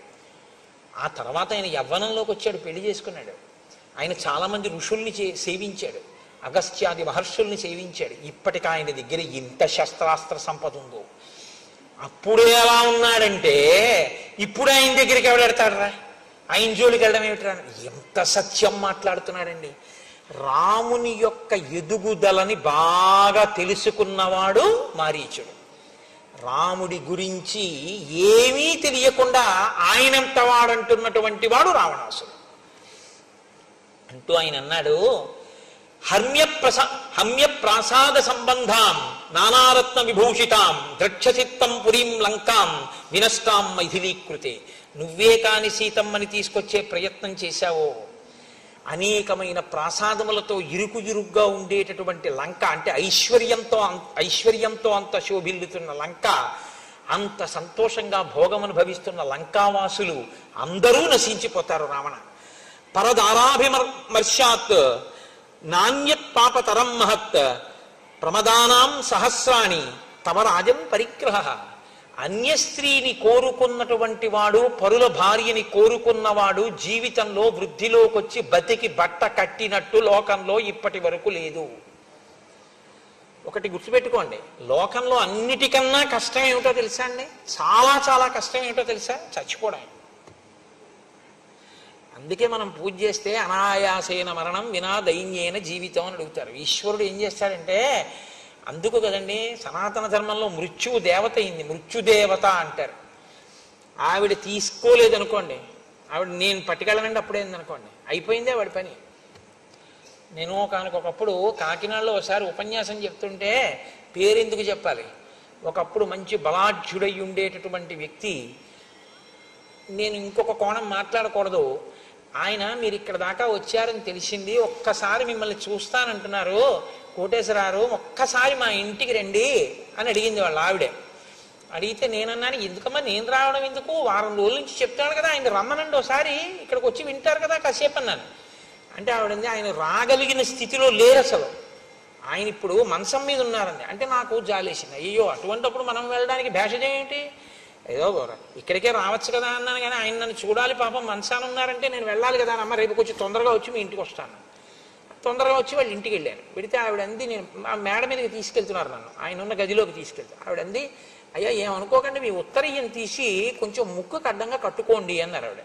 అంటే నేను తెల్లబోయాను, ఎందుకమ్మా కట్టుకోవడం ఎందుకన్నాను, మీరు లోపలికి దాకా రాలేరు అన్నారు ఆవిడ. అంటే అలా ఎందుకు ఉంటుందా అనుకుని నేను ముక్కుకి ఉత్తరీయం అడ్డు పెట్టుకుని ఆ దగ్గరికి వెడితే ఆయనకి 2 కాళ్ళు చెయ్యి నోరు కూడా పడిపోయి, పడిపోతే దొల్లలేడు, మలమూత్రములు తనవి తాను విసర్జించలేడు, తీయలేడు, ఏదీ పడదు, ఎప్పుడూ అతిసారమే, ప్రాణం పోదు. అసలు నేను గుర్తుపట్టలేకపోయినా ఆయన అస్థిపంజరంలో ఉన్నాడు. మలమూత్రములు వెళ్ళి వెళ్ళి వెళ్ళి వెళ్ళి మొత్తం ఆ గజంతా వాసన పట్టేసింది. 10,000 ఇస్తానన్నా ఎవ్వరూ మేము పనిచేయమన్నారు. అన్నం లేకపోతే ఎక్కడో సత్రంలో తింటాం కానండి, మేము చేయమన్నారు. కాబట్టి ఇప్పుడు భార్య కూడా ఇది కాదు. కాబట్టి ఇప్పుడు ఆయన నా వంక ఇలా తల తిప్పి చూసి కనుల కొనుకులలోంచి ఇలా నీళ్లు కారితే నమస్కారం చేద్దామని ఉంది ఆయనకి. పాపం నా మీద ఎక్కడో ప్రేమ మిగిలిపోయింది. చేతులు లేవు, నమస్కారం చేయలేడు. కనుకొలుకుల వెంట ఇలా నీళ్లు కారిపోతుంటే ప్రయత్నపూర్వకంగా నేను అయ్యయ్యో ఏం పర్వాలేదు అందామని 1-2-3 అడుగులు వేయిపోయి ఆగిపోయాను హఠాత్తుగా. ఎందుకో తెలుసా అండి, పురుగులు పట్టాయి అప్పటికే. ఉన్నాడు ఆయన అలాగా. ఈ దేనికి ఉన్నట్టు అంటే బాధ అనుభవించడానికి ఉన్నాడు. అందుకే మన వాళ్ళు మృత్యువుని దేవతని ఎందుకంటారో తెలుసా అండి, ఈ శరీరము జర్జరీభూతం అయిపోతే దీంట్లోంచి సునాయాసంగా ఆవిడ విడిపించేసింది అనుకోండి, అమ్మయ్య అంట. లేకపోతే ఇప్పటికే చాలా ఖర్చు అయిపోయిందండి, ఇప్పుడు మాత్రం ఉండి మాత్రం ఏం చేస్తాడు అని ఇంటికి తీసుకెళ్లరు. ఇప్పుడు ఆయన్ని ఎక్కడ పెడతామంటారు, అన్నదమ్ములు వాటాలు వేసుకుంటారు, వీధరుగు మీద పెడతారు, ఆ గదిలో పెడతారు. పలకరించేవాడు ఉండడు, చూసేవాడు ఉండడు, తన అలా పడి ఉండాలి. అలా తీసుకెడుతుంది కాబట్టే సనాతన ధర్మంలో మృత్యువుకి కూడా దేవతాస్థానం ఇచ్చి గౌరవించారు. కాబట్టి వెళ్ళిపోవడం అనేటటువంటిది అంత తేలిక కాదు. రావణ ఏదో అనుకుంటున్నావు, నీ ఒక్కడివి వెళ్ళిపోతాను అనుకుంటున్నావా సీతమ్మ జోలికెడితే? ఇంత భోగం అనుభవిస్తున్న లంక వెళ్ళిపోతుంది అన్నాడు. నిజంగా ఆ ఒక్క మాట కొంచెం జీర్ణం అయ్యి ఉంటేనండి రావణుడికి, అది ఎలా అన్నాడంతే, ఒకవేళ అది కూడా అయితే అని ఆలోచించి ఉంటే, నా కళ్ళ ముందు ఇంతమంది వెళ్ళిపోయి నేను ఒక్కడే మిగిలిపోతే ఉన్నట్టా ఊడిపోయినట్టా అని ఒక ఆలోచన చేసి ఉంటే బహుశా మార్పు వచ్చి ఉండేదేమో. అసలు వినడం వల్ల గుణం లేదు కదండి, ఇదే అది వద్దు ఎక్కడ. అందుకు కదండి మహానుభావుడు సులభాహ పురుషారాజంచతం ప్రియవాదిన అప్రియస్యతు పత్యస్య వక్త శ్రోతా చ దుర్లభ అంటూ మొదలెట్టాడు. ఏమి మారీచుడండి మహానుభావుడు. కాబట్టి నాశనం అయిపోతుంది రా లంక, నా మాట విను, వెళ్ళకు సీతమ్మ జోలికి. పరదార జోలికి వెళ్ళి బాగుపడిన వాడు లేడు. అంటే పరదార జోలికి వెళ్ళావో అంత తొందరగా మృత్యువు రాదు, అప్పుడు వస్తుంది. అప్పుడు ఈశ్వరుడు ఏం చేస్తాడంటే తీర్పు స్థానంలో కూర్చుంటాడు, తీయడు, ఉండి ఉపయోగం ఉండదు, అప్పుడు అనుభవంలోకి వస్తుంది పాపం. ఎవరు చూసేవాళ్ళ, అమ్మో సీతమ్మ సుందరకాండలో మాట్లాడుతుంది, ఇంకా వాతలు పెట్టేస్తుంది ఆవిడ, అయితే మాత్రం ఆయనకి అంటిందా? కాబట్టి భవస్వదార నిరత స్వకులం రక్ష రాక్షస మానం బుద్ధించ రాజ్యంచ జీవితం చేష్టమాత్మన కళత్రాణి చ సౌమ్యాని మిత్రవర్గం తథైవచ యదిచ్ఛసి చిరం భోక్తం మాకృధా రామ విప్రియం. నీ దార యందు, నీ భార్యల యందు నువ్వు తృప్తి పొందు, నీ కులాన్ని నువ్వు రక్షించుకో, నీ యొక్క గౌరవాన్ని నువ్వు కాపాడుకో, నీ బుద్ధిని సక్రమంగా ఉంచుకో, నీ రాజ్యాన్ని కాపాడుకో, నీ జీవితాన్ని కాపాడుకో. కళత్రానికి సౌమ్యాన్ని, నీ యొక్క భార్యలతో నువ్వు సంతోషంగా ఉండాలని నువ్వు కోరుకుంటే, మిత్రవర్గం తథైవచ, నీ మిత్రులు సంతోషంగా ఉండాలని కోరుకుంటే, యదీచ్ఛసి చిరం భోక్తం, నువ్వు చాలా కాలం ఇలా సుఖాలు అనుభవించాలనుకుంటే మాకృధా రామ విప్రియం, రామునికి మాత్రం అపకారం చేద్దాము అని ఎప్పుడూ అనుకోకు. నేను ఒకప్పుడు మృగరూపాన్ని దాల్చి ఇంకొక ఇద్దరు మిత్రులతో కలిసి రాముడు అరణ్యవాసం చేస్తుండగా వెళ్ళాను. రాముడు కూర్చుని ఉన్నాడు. అప్పుడు నేను అనుకున్నాను, ఇప్పుడు తాపసి కందమూలాలు తింటున్నాడు, చాలా కాలమైంది కదా, అప్పుడు మానవాస్త్రం పెట్టి కొట్టాడని గుర్తు తెచ్చుకుని ఒక క్రూర మృగం రూపంలో ఉన్నాను కాబట్టి ఇప్పుడు నన్ను ఏం చెయ్యగలడని రాముడి మీదకి పరిగెత్తాను. తాపసం నియతాహారం సర్వభూత హితేరతం సోహం వనగతం రామం పరిభూయ మహాబలం. ఆయన బలాన్ని తిరస్కరించి ఆయన మీదకి మృగరూపంలో పరిగెత్తాను. తాపసోయమితి జ్ఞాత్వా పూర్వవైరమనుస్మరం, అప్పుడు నన్ను అస్త్రం పెట్టి కొట్టినటువంటి విషయం నా జ్ఞాపకంలో ఉంది, ఇప్పుడు ప్రతీకారం తీర్చుకుందామని వెళ్ళాను. అభ్యదానం హి సంక్రుద్ధ తీక్ష్ణ శృంగో మృగాకృతి, నేను వాడి అయిన కొమ్ములతో మృగరూపంలో ఉన్నానప్పుడు. జింఘాసుర కృత ప్రజ్ఞ తం ప్రహారమనుస్మరన్, పూర్వపు దెబ్బ స్మరించి ఇప్పుడు రాముణ్ణి చంపుదామని వెళ్ళాను. ఆయన ఏం చేశాడంటే వాడి అయినటువంటి బాణములను ఎక్కుపెట్టి ప్రయోగించాడు. నాతో వచ్చినటువంటి వాళ్ళు అక్కడే ఆ బాణపు దెబ్బ గుండెల్ని చీల్చి చంపేసింది. నేను అటు ఇటు తిరిగి ఆ బాణపు దెబ్బ తప్పుకుని పారిపోయించాను. బాణం నాకు తగలలేదు, కానీ ఇహ ప్రవ్రాజితో యుక్త తాపసోహం సమాహిత, ఆ రోజు పారిపోయి వచ్చిన వాడిని పండించి ఓ పర్ణశాల కట్టుకుని తపస్సు చేయడం మొదలెట్టాను. ఇహ బయటికి వెళ్ళటలేదు. ఎందుకు వెళ్ళటలేదంటావేమో, వృక్షే వృక్షేచ పశ్యామి చీర కృష్ణాజినాంబరం గృహీత ధనుషం రామం పాశహస్తం ఇవాంతకం. నేను ఎక్కడికన్నా బయటికి వెళ్ళాననుకో, వృక్షే వృక్షేచ పశ్యామి చీర కృష్ణాజినాంబరం, ఇలా తలెత్తి చూస్తే ఏ చెట్టు మీద ఏ కొమ్మ మీద చూసినా సరే నారచీర కట్టుకుని చేతిలో ధనస్సు పట్టుకుని రాముడు కనబడుతూ ఉంటాడు. ఎన్ని చోట్లని పరిగెత్తను, ఎక్కడికి పరిగెత్తినా రాముడే కనబడుతూ ఉంటాడు. అంటే ఆయన భయంతో ఈ స్థితిని పొందిన ఆయనకి మాత్రం రామదర్శనం అవుతోంది. ప్రతి చోట రాముడే కనపడుతున్నాడు. వనం కనపట్టలేదు, రాముడు కనపడుతున్నాడు. విశ్వం కనపట్టలేదు, విశ్వనాథుడు కనపడినట్టు, లోకము స్థానంలో లోకేశ్వరుడు కనపడినట్టు ఆయనకి రాముడే కనపడుతున్నాడు. కానీ భక్తితో మాత్రం కాదు.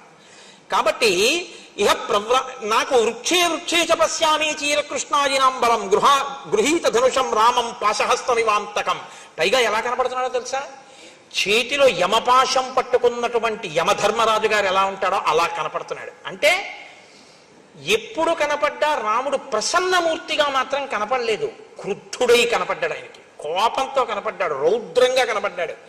అంటే ఈయన చాలా భయంతో కూడినటువంటి స్థితిలో ఉన్నాడు తప్ప తక్కువేమి మనకు రాముండొక్కడుండు వరకు అన్న స్థాయిని మాత్రం పొందలేకపోయాడు. అంటే గతం యొక్క అనుభవాలు ఇంకా ఈయన్ని వెంటాడాయి.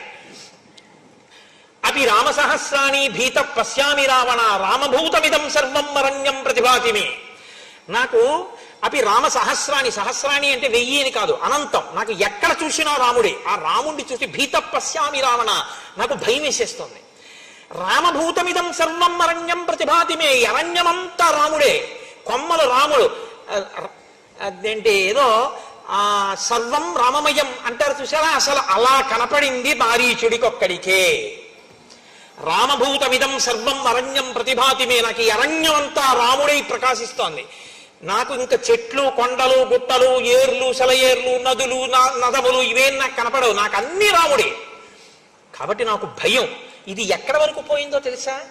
పడుకుందామంటే దృష్ట్వా స్వప్నగతం రామం, కల వస్తే రాముడు వస్తాడు. కల దాటితే కదా సుషుప్తి. జాగ్రత్త నుంచి స్వప్నావస్థ, స్వప్నావస్థ నుంచి సుషుప్తి. అసలు నిద్ర పోదామంటే రాముడే. అందుకని నేను నిద్రపోయి చాలా కాలం అయింది. పోనీ జాగృతిలో ఉంటే రాముడే. కాబట్టి ఇప్పుడు నేను రాముడి నుంచి తప్పించుకోగలిగిన స్థితిలో లేను. నేను ఎప్పుడూ రాముడు అలా చూస్తూ ఉంటాడు. నాకు అటువంటి రాముడు కనపడుతూ ఉంటాడు. నేను అలాగే భయం భయంగా ఒక చోట నక్కి ఉంటాను.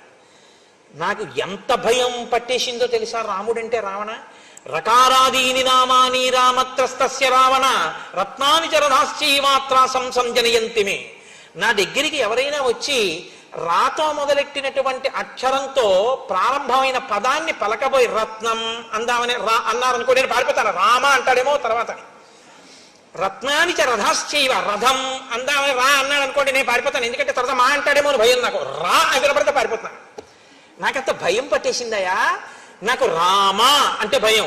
రాముడే నాకు కనపడుతూ ఉంటాడు. నాకు ఇంకేం కనపడటం లేదు వచ్చిన బాధ. నాకు చెట్లు పుట్టలు ఏం లేవు, అన్ని రాముడే. అది ఎలా పాశహస్త వివాంతకం, చంపేసేటటువంటి యముడిలో కనపడుతూ ఉంటాడు నాకు. కాబట్టి అయినా నేను తెలియక అడుగుతాను, రావణ మీ చెల్లెలు ముక్కు చెవులు కోసేశారు, ఖరదూషణాదుల్ని చంపేశాడు, ఉత్తిని చంపేశాడని చెప్పావు కదా, ఏ పని లేకుండా చంపేశాడన్నా నేను చెప్పనా యథార్థం ఏమిటో? ఇది శూర్పణకాహేతో జనస్థానగతకర అతివృత్తో హతపూర్వం రామేణ కృష్ణకర్మణ అత్ర బ్రూహి యథాతత్వం కో రామస్య వ్యతిక్రమ. ఈ ఖరదూషణాదులనేటటువంటి వాళ్ళు మర్యాదని మరిచిపోయి రామచంద్రమూర్తికి ఇంతమందిని కలిసి యుద్ధానికి వెడితే రాముడు 14,000 మందిని యుద్ధంలో తెగటార్చాడు. శూర్పణక యుక్తాయుక్త విచక్షణ మరిచిపోయి రాముడి దగ్గరికి వెడితే ముక్కు చెవులు కోశాడు తప్ప అసలు విషయం తెలుసుకోకుండా నీ ఇష్టం వచ్చినట్టు మాట్లాడతాయండి. తప్పది. రాముడి దోషం ఏముందని ఇవాళ రాముడి భార్యను అపహరిస్తానంటున్నావు? నువ్వు అలా మాట్లాడకూడదన్నాడు. అసలు నిజంగానండి కుండ బద్దలగొట్టినట్టు అంటారు చూసారా, అంత స్పష్టంగా మాట్లాడేశాడు. ముందే చెప్తాడుగా, వక్తా శ్రోతాచ దుర్లభ. వినకపోవడం ఎంత ప్రమాదం తెస్తుందో మీరు రావణుడి వైపు చూడాలి. రావణుడు చూడండి ఎలా మాట్లాడతాడో. తం పద్యహిత వక్తారం మారీచం రాక్షసాధిప అబ్రవీత్ పరుషం వాక్యం అయుక్తం కాలచోదిత. కాలుని చేత చోదితమైన వాడు అంటే యమధర్మరాజు గారి చేత గ్రసింపబడడానికి సిద్ధంగా ఉన్నవాడికి మంచి మాట తలకెందుకు ఎక్కుతుంది? కాబట్టి ఎక్కలేదు. వాక్యం నిష్ఫలమత్యర్థం ఉక్తం బీజ మివోషరే. ఉషర క్షేత్రంలో పడినటువంటి విత్తనం ఎలా మొలకెత్తదో అలా మారీచుడు ఇంత కష్టపడి చెప్పినా రావణాసురుడి తలకెక్కలేదు. స్త్రీవాక్యం ప్రకృతం శుత్వా వనమేక పదే గతః. రాముడి గురించి అంత గొప్పగా చెప్తాయంటే ఒక ఆడదాని మాట విని వెంటనే హఠాత్తుగా లేచి అయోధ్య విడిచిపెట్టి అరణ్యవాసానికి పోయినటువంటి ఉద్రేకం ఉన్నవాడు రాముడు అంటే. అవశ్యంతు మయా తస్యా సంయుగే కరగాతినః ప్రాణై ప్రియతరా సీతా హత్తవ్యా తవ సన్నిధౌ. ఖరదూషణాదుల్ని సంహరించినటువంటి ఆ రాముడికి సరైనటువంటి శిక్ష ఆయన ప్రాణ సమానమైనటువంటి సీతని అపహరించడమే. అది కూడా నీ సమక్షంలోనే జరగాలి. అంటే నువ్వు నాకు ఉపకారం చేసి తీరాలి, చుక్కల జింకగా రావాలి. నా మాట వినద్దనుకుంటున్నావేమో. పంచరూపాణి రాజానో ధారయం చమితేజసౌః అగ్నేరింద్రస్య సోమస్య వరుణస్య యమస్య చ ఔష్ట్యం తథా విక్రమంచ సౌమ్యం దండం ప్రసన్నతాం. రాజు అంటే రాజు ఒక్కడే అనుకుంటున్నావేమో, రాజు 5 రూపాల్లో ఉంటాడు. ఆయన అగ్నేరింద్రస్య సోమస్య వరుణస్య యమస్య చ. అగ్ని స్వరూపం ఆయనే, ఇంద్రస్వరూపం ఆయనే, వరుణస్వరూపం ఆయనే, సోమస్వరూపం ఆయనే, యమస్వరూపం ఆయనే. 5 రూపాలలో ఉండి అగ్నిలా తీక్షణమైనటువంటి స్వభావాన్ని, ఇంద్రుళ్ళ పరాక్రమాన్ని, చంద్రుళ్ళ ఆహ్లాదకరత్వాన్ని, వరుణుళ్ళ దుష్ట నిగ్రహ లక్షణాన్ని, యముడిలా ప్రసన్నతను సంతరించుకుని రాజు ఉంటాడు. కాబట్టి రాజుతో మాట్లాడేటప్పుడు ప్రసన్నుడవై అంజలి ఘటించి వినయంగా మాట్లాడడం నేర్చుకోవాలి. నేను అడగని విషయాలు నేను చెయ్యమనని బోధానాన్ని నాకెవడు చేయమన్నాడు నిన్ను? ఇది ధూర్త లక్షణం కాదా? కాబట్టి నేను అడగంది నువ్వు ఎందుకు మాట్లాడుతున్నావు? మాట్లాడేటప్పుడు భక్తి శ్రద్ధ అవసరం కాదా? నేను పోతాను, నా రాజ్యం పోతుంది, లంక పోతుంది, ఇవే నువ్వు ప్రభువుతో మాట్లాడవలసిన మాటలు? నేను ఏది చెప్పానో అది నువ్వు చేయించాలి. సంవర్ణస్త్వం మృగో భూత్వా చిత్రో రజత బిందుభిః ఆశ్రమే తస్య రామస్య సీతాయాః ప్రముఖే చర ప్రలోభయిత్వా వైదేహీం యథేష్టం గంతుమర్హసి. నువ్వు నేను చెప్పినట్టుగా బంగారు చుక్కలు కలిగినటువంటి మృగంలా వెళ్లి సీతమ్మ తల్లి యొక్క సమీపంలో కదలాడు. రామచంద్రమూర్తి నిన్ను వేటాడడం కోసం వస్తారు. ఆ తర్వాత నేను సీతాపహరణం చేస్తాను. బతికితే నీ ఇష్టం, ఎక్కడికైనా పో. అపక్రాంతే తు కాకుచ్చే దూరం యాత్వాప్యుదాహర హాసీతే లక్ష్మణేత్యేవం రామవాక్యానురూపకం. రామచంద్రమూర్తి కంఠం ఎలా ఉంటుందో అలాంటి కంఠాన్నే నువ్వు అనుకరిస్తూ హా సీత హా లక్ష్మణ అని దూరంగా వెళ్ళిన తరువాత అరవాలి. అరిస్తే రాముడికి అపకారం జరిగిందనుకుని లక్ష్మణుడు వెళ్ళిపోతాడు. లక్ష్మణుడు వెళ్ళిపోతే నేను సీతను అపహరిస్తాను. అపక్రాంతే చ కాకుచ్చే లక్ష్మణే చ యథాసుఖం ఆనయిష్యామి వైదేహీం సహస్రాక్ష శచీమివ.